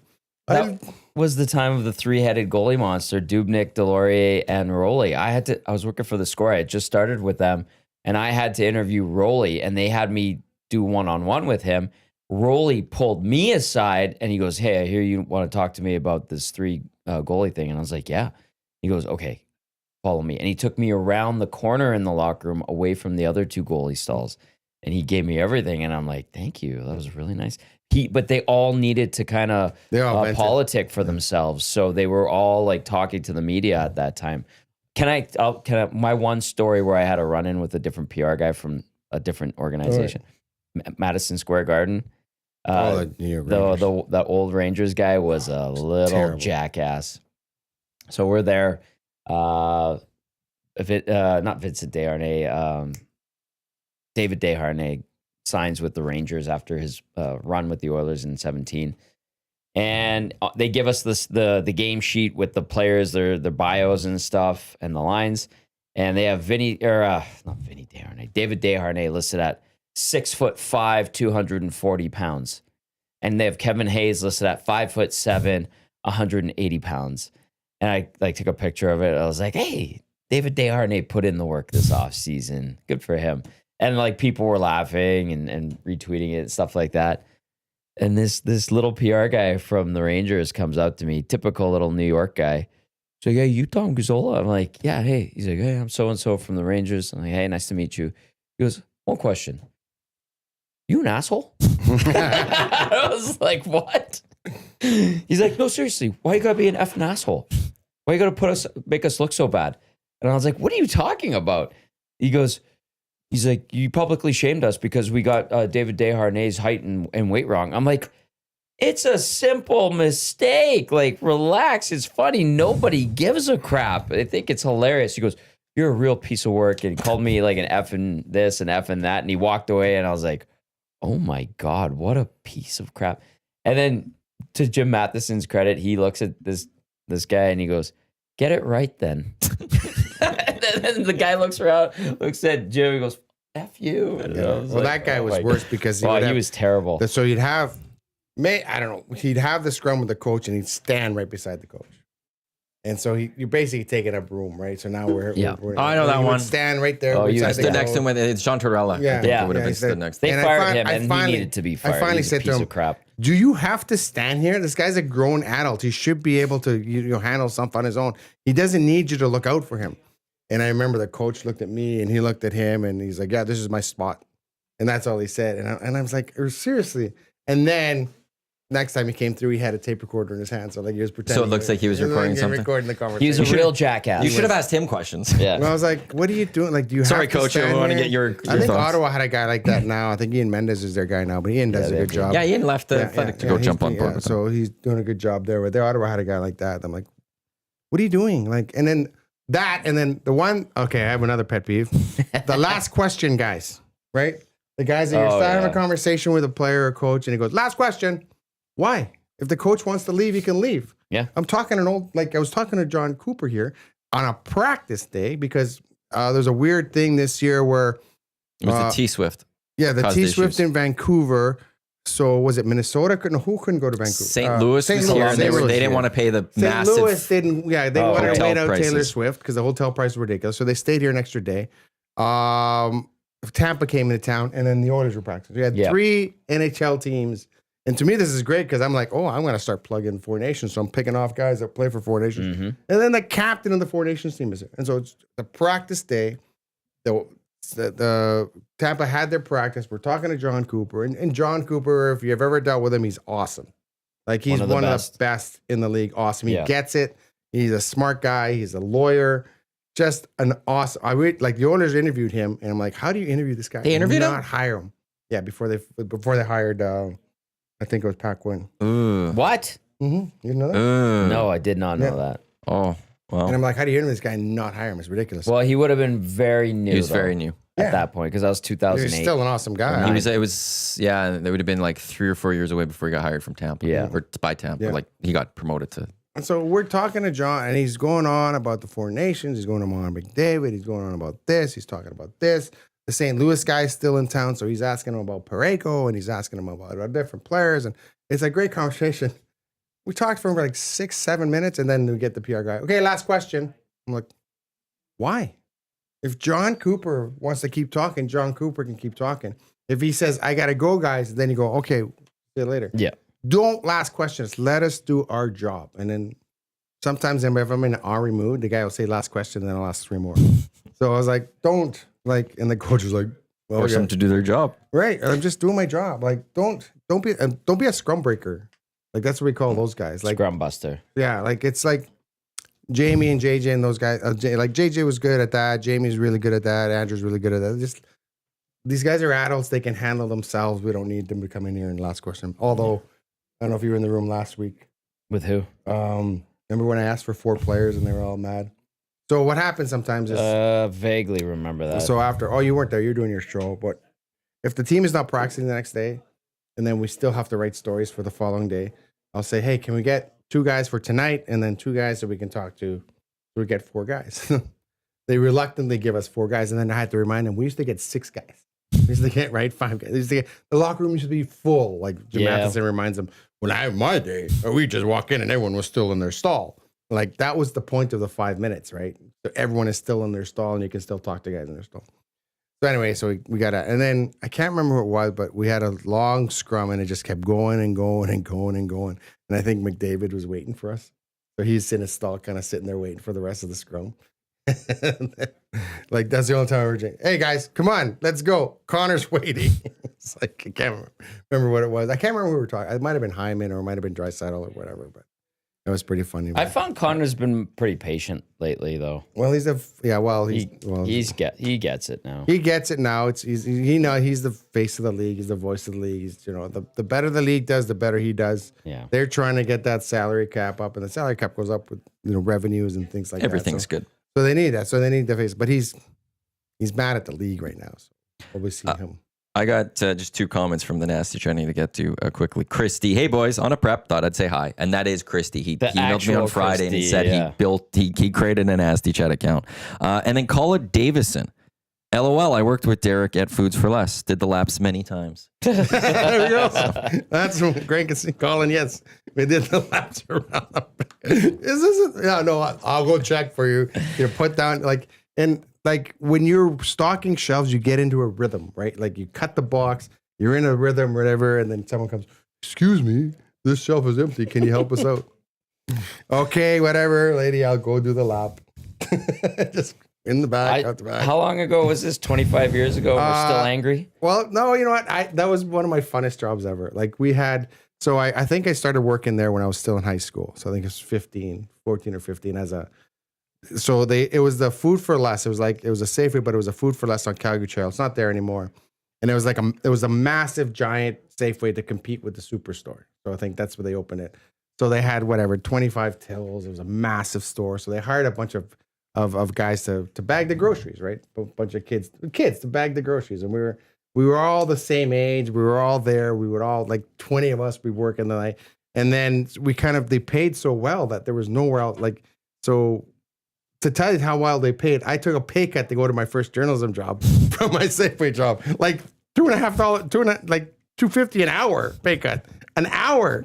And they're like, are you kidding me? When I left Safeway, I think at the time in the 90s, 97, 98, something like that, I was making $16, $15 an hour, which is a lot of money for a college kid that lives at home and doesn't have to, right? Yeah. And then my first journalism job paid $14, $15 an hour or something like that. So I actually took a pay cut to go work journalism. It worked out well in the end, but at the time, geez.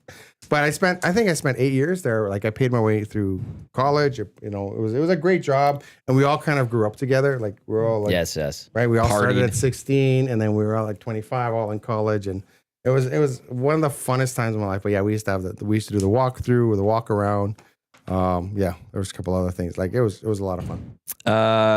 This is the EST Hangout presented by Sentinel Storage, Canada storage experts, more than 2 decades of helping Canadians through life's transitions for a convenient location nearest you. And there's a lot of them. Sentinel.ca is where you can go look. That one's got the paperclip on it. Well, it also has a different liner that it's it wasn't weighted, going in yeah. there, so I had it. So it actually had a nice flutter to it. I like that one actually just now. I like the other ones. The way they fly. Minnesota Wild Star Kaprizov will have surgery for a lower body injury. Will be out a minimum of 4 weeks. Ooh, the injury is not season ending, says my TSN alert that just came to my phone. So just throwing that out there from the National Hockey League. Wild, they're going to drop off the face of the earth. So he's gone for minimum 4 weeks. Kaprizov for the Minnesota Wild. So we'll see how interesting. We'll see how what happens there. Want to get into some NFL talk? Your thoughts on Schottenheimer? I like it. Do you? I do. When they said Leon He's thorough. And you had coach to the of the Dallas Cowboys. I like it. Obviously, he comes from good stock. Marty Schottenheimer is a big fan of his. When Deion Sanders' name was up, I was like, no, please. That place is already a circus. They don't need another clown for that circus. And I was like, do not hire this guy. Whatever you do, it'll be just an absolute joke. But I think Schottenheimer's a really, really good hire. I think he'll try and get that ship back. Mike McCarthy, I didn't like him because I thought he had the team playing well, but then in the critical moments when you needed a play or they would do something stupid all the time. They'd make a stupid play call or bad decisions, and he was just not, to me, when it came down to a critical play here or there to win a game, he was always making the wrong calls. And so hopefully Schottenheimer can kind of be more of a stabling influence. Obviously, he grew up in football. He grew up. He knows the game extremely well. I was a big fan of his father, Marty Schottenheimer. I thought he was an exceptional coach.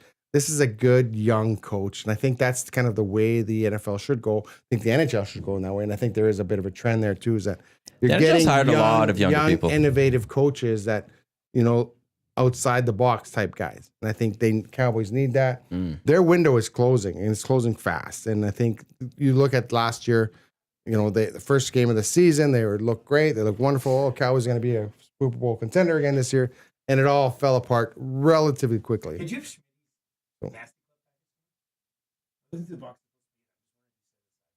No, it should all be in those boxes. Is Is he here? Thank you. Is he here? Yeah, he's here. No rush. We'll find it. Oh, It's okay. warm in here. Yeah, it really is. That's the DVD's firing a bunch of heat. Yeah, it must be. Holy, he's bringing the hot takes. Bringing the hot takes. Oh. So, but anyway, I think it's a good hire. You want to talk football? Okay. You know, they talk about the conspiracy theory with the Kansas City Chiefs. That spot on third down was the absolute worst call in the history of football. Yeah, that was pretty bad. And then they get the first down on the fourth down. That was the worst call in the history of football.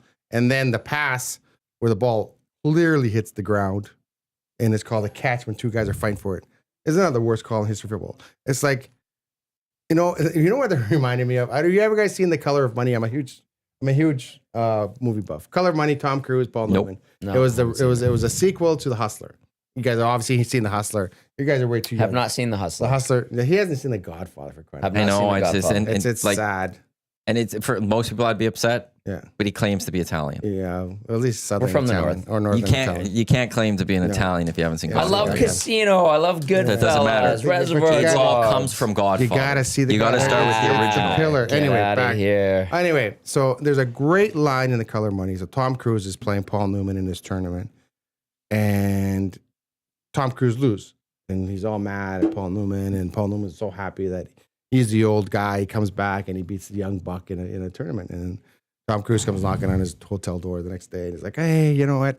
I dumped. I made a lot of money, and I dumped, and here's your share of the money. You know, I threw that game away." And he goes, "It only took like 2 shots. It wasn't. I wasn't throwing the whole tournament. It was only just the critical shots. Like you miss, and then everyone goes, oh, and he missed the big shot." That's all it takes in football. It's the critical play. All you got to do is like make a bad call on this critical play, and it always seems like. You look at the tape on that, and like I don't know how the Bills don't lose their minds on that third down. Which one are we talking about? The spot where on the third before down. the fourth down? Yeah. That was he was I have to go see that one you, again. you spot where Well- the ball is, and the guy that spotted the football had it like the guy had his back to him, so he doesn't know where the ball is. Okay, but on that, why wouldn't you challenge that? Huh? Why wouldn't you challenge the I don't spot know. then? Why would you like challenge that's the spot? it? Buffalo doesn't have to like. Yeah. You can't be that upset then if you're just Like why wouldn't okay, and then you get the first down, and then you get the same official saying no, they didn't get the first down. Like okay, like is this guy on the take? And then the pass, it clearly hits the ground. Clearly hits That the one ground. did hit the ground. I see it. And I see the football is short of the first down marker and Well, that's his a- elbows down. That's a still, right? No, that was the video. I paused it there. And that's right when he first hit. I feel like that third down spot is pretty close. I need to see a better slow-mo of that one. Yeah. By the way, I don't think that the Cowboys ever had a window that opened up for a championship, by the way. Sure they did. No, they Yeah, didn't. they did. That's They a were. myth. They got. I'm trying to think. That could have been a first. They were never a Yeah. contender. If he goes first down, no one complains about it, right? But they got. Oh no, I can see from 15 yards away that he was short this much. Look, and That's ridiculous. there were calls that I think we could all look at it and be upset about, and the Chiefs get those calls. It seems to go their way. Yeah. But I also look at the Bills. Yeah. I was talking about it on the Hangout yesterday, and it was, why were you doing the same fourth down play over, or the short yardage play Yeah, over and I over? get It wasn't that. working. Yeah. It wasn't working. Why wouldn't you mix things up when you have a guy like Josh Allen there? And that's where I would also be frustrated. No, I get if I was a Bills fan, get I'd that. be like, mix it up, dude. Yeah. You have a little bit of creativity. But it just seems the Chiefs always, they get the benefit of the doubt. Yeah. It's like the officials are just scared that, okay, if we go against the Chiefs, the NFL is going to be all upset. Well, I don't like, believe you that there's can't, like- anything sent down, but like we got to help the Chiefs. But I just think that there's just the way that it, like, how do they always keep getting the call? Like, and then the because everything's whole- so amplified. Mahomes has all kinds of time. Yeah, because offensive line is literally tackling defensive linemen. Like you could see, it's like some of it. The holding calls are literally the guy got tackled on the line. That is holding, and they let it's like I remember just watching a couple plays. I'm like, well, that's got to be holding. Nope. Okay, it's not. Okay, Like he literally got tackled. who are you cheering for in the Super Bowl? I hate them both. I know that's why. Like you're a Cowboys I fan. want them both to lose. So, but okay, somebody's both going to teams win though. lose? One team is. Are you going for the Chiefs? I don't know. I you know hope what? the Chiefs over the I Eagles. like I don't like Patrick Philly. Mahomes. I do. Yeah, I don't know. I have no interest in the Super Bowl. I have less of it's a your- problem yeah. with the Chiefs than most The people. Cowboys Eagles rivalry and stuff It like is, that. That's direct. That hurts I don't more. I want- feel yeah, like. they would hurt more if the Beagles won. So I don't know, just whatever. Were you guys watching the Super Bowl? Century Casino Sports Bar and Lounge, where every day is game day. Nice segue. We have actually, I don't know if there's much room left. So if you are interested in coming to join us at Century Casino, get in touch with the Century now, because when I was talking with Renee yesterday, there was horse track betting area left. That was about it. Nice. That was so much fun last year. It was a great time. The $10 food items, $10 or less food items, the 6 o'clock or lager buckets for $29. You get a 4-pack, which is pretty good. Buckets of lager. We've gotten buckets of beer before. We did. And we got in trouble. Your eyes weren't working that good that night. We went to that was Ohio State. Yeah. Ohio State, the basketball game, when they were selling 8 beers, buckets of 8. What was it? Bud Lights? Yep. And there's 4 of us, and we each got a bucket. So, yeah, I think we had multiple buckets. Well, like I just remember, $8. I was like, $8 for $8? Okay. Like, the beer is so cheap in the States sometimes. And then we were on a college campus where supposedly 40% of the students can't drink. Right? Supposedly. Yeah, well, I think 100% of them were drinking that day. So. Hey, I was at a tailgate party for USC game. And then the partying started at 10 in the morning. And then, I got there at 5 because the game was at 7. I was like, I wanted to walk around the campus. And you could see the bunch of kids have been drinking since 10 a.m. It was littered. They're passed out. You're like, that one's not coming to the game. That one's not going to make it. He's not what's going to funny make is it. they were just all plastered over here. Yeah. And then you cross the train track and you walk to the Coliseum. And then, those people can't drink in here though. They wouldn't be allowed to drink here, but no one cares about over there. But as soon as we get over here, it's like, you're not allowed to drink. As I thought, okay, I'm in the Coliseum. I'm going to go have a beer or whatever. And we don't sell alcohol in the stadium, but you can buy a $7 lemonade. Are you for real? What?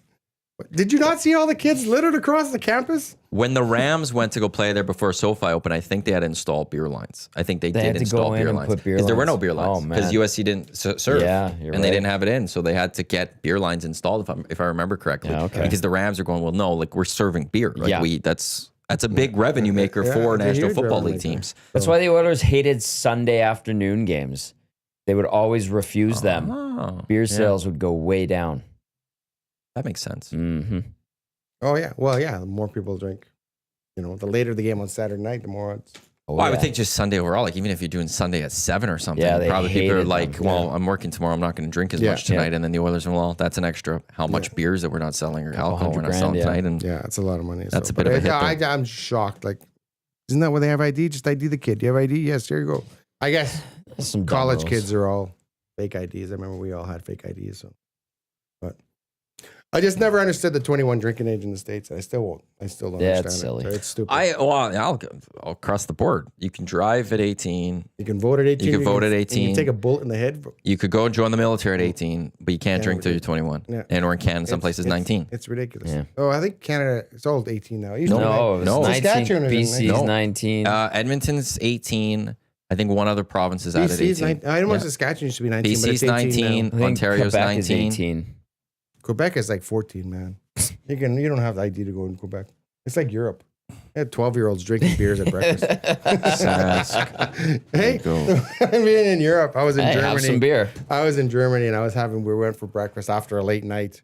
We were having breakfast. It was 7, 8 in the morning, and we're sitting there when there's a German family next to us, and they're all drinking the steins of beer for breakfast in the morning. We almost threw up our own breakfast. What's the problem? I'm like, oh my God, these people love the beer. But the beer is amazing. It's like water there. So Saskatchewan's 19 still. Is it? Looking at one thing, maybe Quebec, Manitoba, and Alberta are 18. Yeah, it's ridiculous. If you can vote, you're considered an adult, right? You get taxed at 18. Why can't you have a beer? I agree. At 18, you start paying taxes. Am I not correct? I think you get taxed the moment you start getting a paycheck. No? Yeah, I think it's I guess you start making a paycheck. I don't think you'd file taxes until you're 18.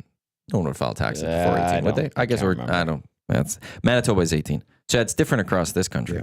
Yeah, it's ridiculous. Whatever. 18. It is. Although, I wonder, what is weed? Is weed just 18 across the country? In Quebec, Ontario 19. Yeah. Ontario's 19? Yeah. Oh, well. Oh, yeah. Quebec's 21 for weed. Wow. Looks like. That's an interesting one. Anyway, if you're considered an adult at 18, you should be able to do whatever you want. Well, with the drinking and stuff, but the U.S., they do things interesting. That's why I always said the Riverhawks, I think, are a great destination for college kids from the States. you're looking for a great summer place to go play some Oh, ball. college Hell kids yeah. love here. You're coming up here in the beautiful part of Edmonton. You got a great fan base, so you're playing in front of a good amount of people. We have weed that is legal here. Now it's a little bit more legal in the States if you're into that. And drinking age is 18. Yeah. So if you're that 19-year-old or something that's like, well, I could go drink legally up there. Yeah, I'll go play for the Edmonton Riverhawks. Why not? No, well, they've done such a great job with that organization. And then hit a gummy at night. Oh yeah. Which there's this story, I think it was in the Athletic, that says a lot of NHLers now, the big thing is hitting an edible and playing video games, and there's less going out and less team benders or things like that. That it's just a lot of staying in nowadays. So well, video games. I remember there was an issue with a bunch of players that would stay up. I think Alex Hempsey was bad for this. He would stay up and game all night, and then he'd be really tired the next day. And so a lot of teams banned video games on the road. Like you couldn't bring your system on the road because they would stay up all night playing whatever it is, Call of Duty or whatever the games that kids play now.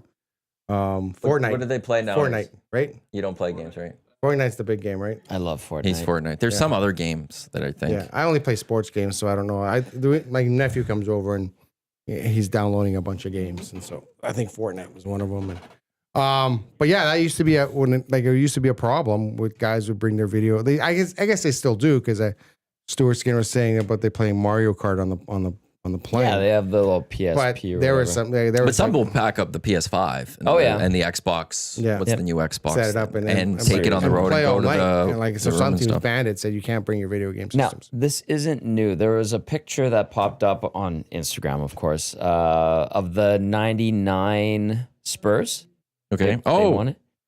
And on the plane ride home, after they won the championship, they've got the Larry O'Brien trophy sitting in the aisle, and then like 6 of them have their laptops set up, and they're all connected, and they were starting a StarCraft match. That's the one. Yeah, that's hilarious. And that was 1999. And they were playing StarCraft. But Great now game. I guess, and I haven't gone and read the full Athletic piece on it. I know Reed and Jay, they were trying to talk about it yesterday. They might have to talk about it today because I don't think they got to it yesterday. Like there are some older players that are like, there's no going out and hanging out as a team anymore. So that team bonding is kind of going, because the guys are just popping the edible and staying in the room playing the game. Yeah. And that's causing a little like, I don't want to say friction, but like there's this changing of age. Oh, yeah, It's like, it's how do old school, how do you get that team bonding now if we're not, when we go on the road, okay, we see each other in the locker room, we see each other practice, we see each other probably for dinner on the plane, but there's no night out. Look, can we not go have a couple nights out, guys? Type thing. Yeah, well, I'm sure they still have dinners out and stuff like that. Yeah, sometimes. You know what's funny is I remember when McDavid was first in the league. I think the Oilers were in Detroit, and they were staying at this really swanky hotel in Detroit. Cadillac. Yeah, I love that hotel. No, but it was the casino in Detroit. Oh, the Detroit casino. They're staying at the hotel in Detroit casino. The AMGM. And they booked a room for a dinner in the casino. They had to cancel it because McDavid wasn't 18. He was 19. He couldn't go. Or maybe it was before that. But that was before because it was always book Cadillac after that. Was it? Okay. Because so they had to cancel the dinner because a couple of 18, 19-year-olds weren't allowed to. Maybe it was when the kids were there, Sam Gagne and those guys. That makes more sense. Yeah, They couldn't find a way just to let them into the one spot. No, not allowed. In Not the casino. in the casino. If you're not 21, you cannot even walk through the casino. So it's like... Yeah. The edible thing's funny because when my brother was still writing for the team on the website, he's like, I was on the road. I ran into a few of the guys, and one of them's like, you want some? And he's like, yep. And I'm not going to say who it was, not with the team anymore, but. No, that's fine. I remember the first time when I found out they were drinking age was 21, I was in airport lounge, and I was sitting there having, and then the lady comes up, can I see your ID? And I'm 20. I'm like, yeah, no problem. And her ID. Didn't think anything of it. She goes, I'm going to have to ask you to leave. I'm 20. Well, yeah, it's 21 here. I was like, what? That's so stupid. Where was that? I can't remember. I was on my way somewhere, and I was like 20 years old in a lounge, and I didn't think anything of it. Oh, it's 21 in the States. I'm like, that's a stupid rule. Yeah. How old can you be to go and fight in the military? Yeah, but it's true. But that argument doesn't work because it's not. They don't let it happen. No, it should work. I'm surprised that actually hasn't changed. Yeah, it's ridiculous. I'm surprised they haven't. Hey, you're 18, somebody hasn't run in the States going on, like, I don't care, state or whatever. Yeah. Going, we're going to go to 19 even, or 18. We're lowering it's ridiculous. this. Like, you're winning To me, it's ridiculous. If you're 18, here's a gun, go shoot people. Can't have a beer after, though. Legally. Legally. That's the key word. Legally. Right? Thankfully, it's 18 here in Alberta. Nice. The official drink of the EST Hangout, by the way. It is the Finnish long drink. Legend in 1952, a drink unlike any other sparkling refreshment, real liquor. Longdrink.com/Canada is where you can go, enter the postal code, and find a liquor store nearest you that has the long drink in stock and traditional. They're sugar-free. There have been rumblings that there's supposed to be a peach one. If I ever see that peach one, I'm all in. I am over 18, so I can go enjoy it. Barely.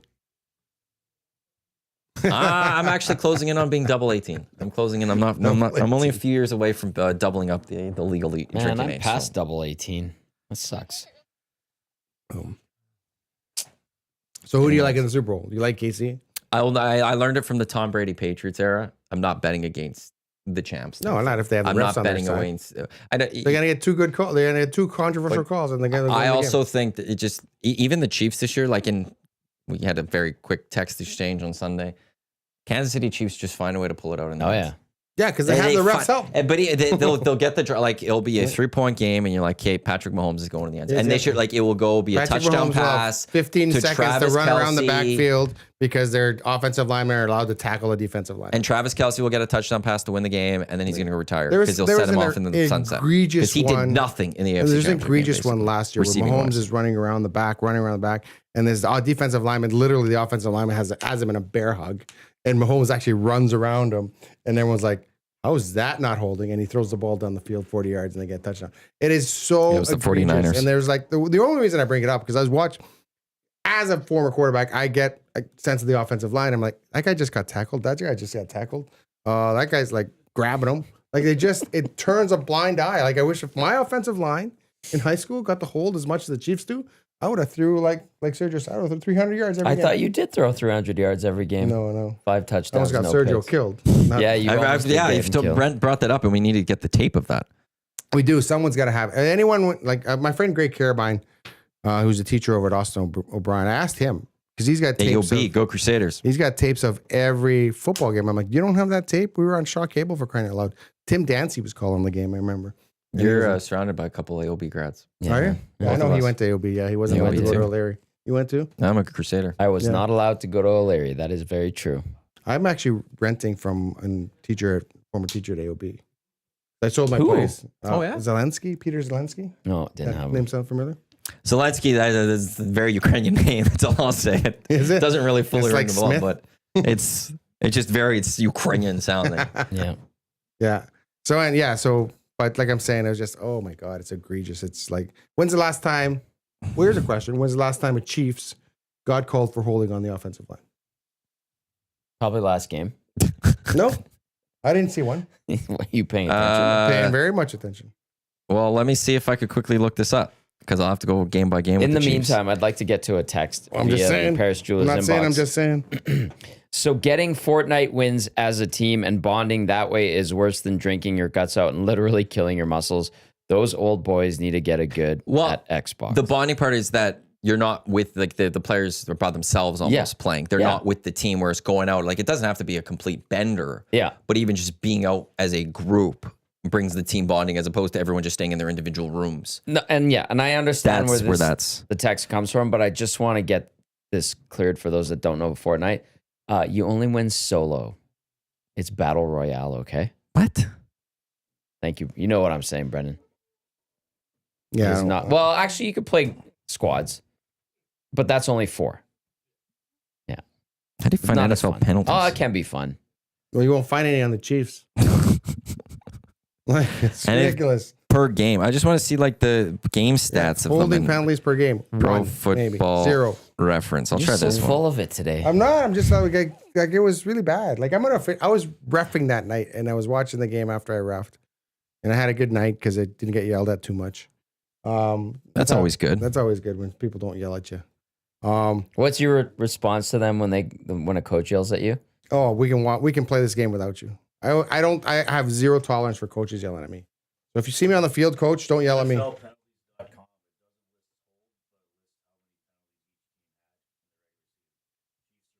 But I want to go game by game and see when was a hold. How many holding penalties did they have last game? That's Reed Wilkins, by the way.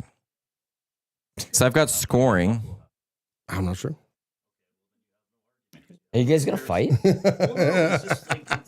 He gets mad at me. Which was that? The Reed Wilkins show. No, not 4 to 6. 4 to 6, you could bitch about the refs in a different sport. Yeah. Or with a different person from 4 to 6. Not bitch about. I'm just saying. Okay, It's 4 to 6. Oh, Bob is 4 to 6. He's mad about it. Did the ball not hit the ground, Tom? It did hit the ground. Okay. But what does that have to do with holding? Was that spot not off? Awful spot. I'm gonna go find in page. Okay, I have to go play by play. Penalty. Play by play. I just got to go full play by play. There's 13 of them. What were the penalties in that game? Yeah, I'm going through them right now. Okay, so defensive offside. We had defensive holding. Defensive holding. Face mask. Oh, what is Jay sending me? Is he sending me anything here? Oh, here we subjective penalties. I don't want subjective penalties by the Chiefs. I want to know when they got to hold it. Exactly. Illegal formation, defensive holding, defensive pass interference, defensive pass interference on the Chiefs' offensive line. Defensive pass interference, illegal use of the hands. It doesn't happen. It doesn't exist. It's like traveling in the NBA. Do you see the NBA now? Guys are taking the ball, taking 7 steps. Yeah. And going to the I've basket. seen. And I'm like, are you kidding me? I've seen guys dribble the ball, stop it, and then start dribbling again, not getting called. Like, it's really bad. It is bad. It's comical. Let's go ESPN. I'm going to go to NFL stats and see if I could just find holdings for the season. Yeah, okay. I'm just going to try that one. Let's just see if I can find it out the whole season. Yeah. Why is the NFL so difficult in that one? I don't know. Because, it shouldn't be that hard to just be able to look at all the penalties from a game. I get it, but when a guy's grabbing another guy, that's holding. I feel like today you've just aired so many grievances. It's the day, isn't it Festivus? No, that was December 23rd. Oh, he's doing the Derek Van Diest calendar. He's going to air it whenever he wants. Okay. Yes. 2024 regular season team. You got a lot of problems with you people. Let's go. Team stats. Why can't I find penalties? Yeah. Okay, this is getting really dumb. Oh, wait. I'm getting annoyed. What did Reed say was the site? I don't know, NFLpenalties.com or something like that. Someone texts in and says, after you find out holding penalty on the Chiefs, find out how many false starts 74 gets on the Chiefs. Exactly. He takes he takes 4 steps back and then they get snapped the ball. Like, hey, that seems fair. Dude, it's Tuesday. I'm just saying, What's that seems going fair. on? That seems fair. You know, let him take, 4 steps back. That's allowed. My Raven. Your team was the worst. My team was the second worst. Penalized? Cowboys are the worst penalized team. 166 flags this year. The Ravens were 161. They were not a They were disciplined terrible. team. Cowboys take stupid penalties. So, yeah. Not a contender. There was never a window. So there's Casey. Pre-snap. So pre-snap count, they had 31 penalties. Yeah, but the holdings are post-snap. That's a good point. They were 4th worst on that one. Yeah. Beneficiary yards. So that's just, pre-snap is formation. I'm going to have to find this out and just bring it up tomorrow. Because this is really pissing me off that I can't figure out the stats there was no breakdown like that. Yeah. And like, oh, look at the great job Mahomes is doing, keeping running around and staying in trouble. Yeah, because half the guys have been tackled. I'm assuming, here we go. Offensive holding. I think I found something. Okay. Arizona was the worst team this year for offensive holding. Yeah, they 27. The Kansas City Chiefs were 1, 2, 3, 4, 6th in the NFL for offensive holding at 23. DVD. 23 all season. All season. They were called 23, which is the 6th most in the National Football League this past season. For a whole season. There's False. usually 2 or 3 a game. The least penalized offensive lines were Indianapolis and Jacksonville at 11, according to the football database with the 2024 NFL team penalty stats. Yeah. That is interesting to me. Now, where's roughing the passer? I don't have it the other way. The Ravens were the worst team they had 7 roughing the passers. So did the Las Vegas Raiders.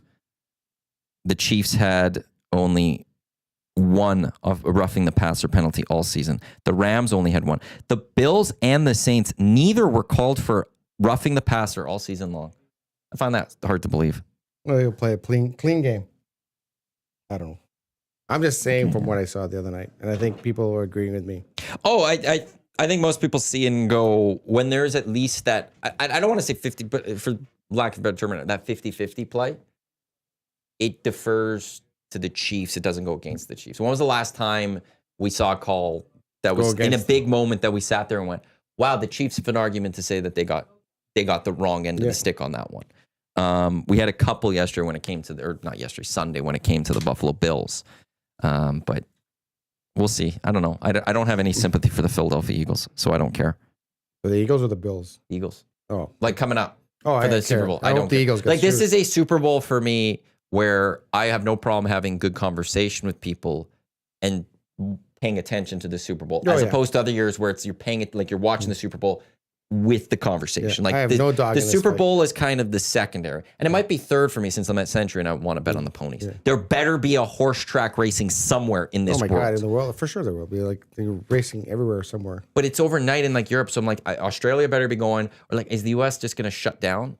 Like, I could see no horse racing going on in the U.S. No, I'm not sure. I'm sure there's a And track. then I'll be upset. I'll be sad because I like betting on the horses. It's fun. A little sprinkle on the ponies. You see that grade? Run to the machine. Put the money down That's on what the Jay grade. says. Oh, and yeah, if you do that, story now. So a good friend growing up, his dad was a big horse racing guy. So we used to go watch the horse racings, and he got 2 tips that he gave me. He said, never keep a losing ticket in your pocket. Okay, so if you lose, throw it on the ground. Okay, and never crumple up or rip up a losing ticket because there's inquiries and sometimes. Mm-hmm. So those are the 2 tips he gave me. So it was funny because he said that. So my friend's father said that when his dad took him to the track, they were at the track. He lost the race. He put the ticket in his pocket, and they kept losing every race. And then his dad realized, you have your ticket. You have a losing ticket. So in what your do you pocket. do with it? You throw it on the ground. Oh. You just throw it on the ground. Is that maybe that's why when I've been at Century, That's why all the tickets. I see them all over, and I get annoyed because I always sit there and be like, No, the garbage that's- can's right there, No, guys. you throw it on the ground because if you need to pick it up, pick it up. Okay, that makes sense then. Yeah. Now that makes a little more That's why sense. they're all spread all over. So never keep a losing ticket in your pocket. Never crumple up or rip up a losing ticket.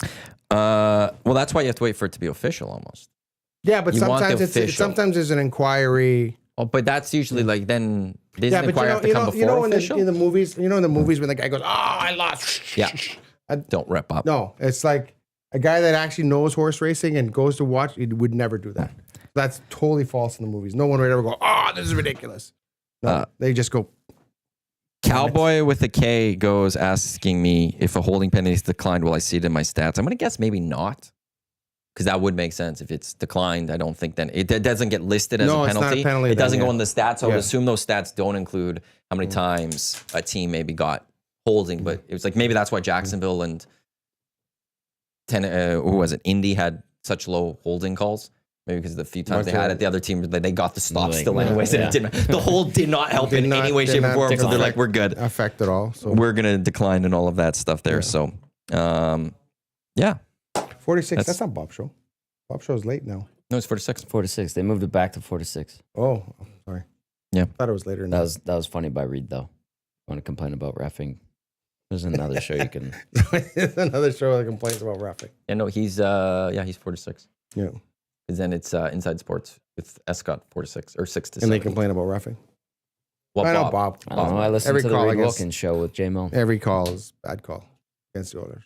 My only take on reffing is that I think, and you see it a lot, and we've had this discussion before, and I've had this discussion with actually, I had it with Mick Magoo, is that there's the misconception in hockey refereeing that if I give you 3 power plays and I give you 3 power plays, that it's a well-ref game. And that's not the way it should be. Like if you deserve 6 and you deserve 1, that's the way it should be. You shouldn't affect the game. And I understand it's natural because like I said, I'm a referee as well. Okay, I gave these guys a penalty. I should probably down the road give these other guys a penalty, but it doesn't work that way. And I think hockey's the only sport where you kind of, right? Mm-hmm. If it's a foul, it's a foul. Doesn't matter who made it, who committed it, how many times it happens, right? Nobody ever said the whole it should even out rule until my coach in junior was like, oh, they got 5 power plays in the first 2 periods. We should be getting 1 or 2. We're owed 1. And guess what?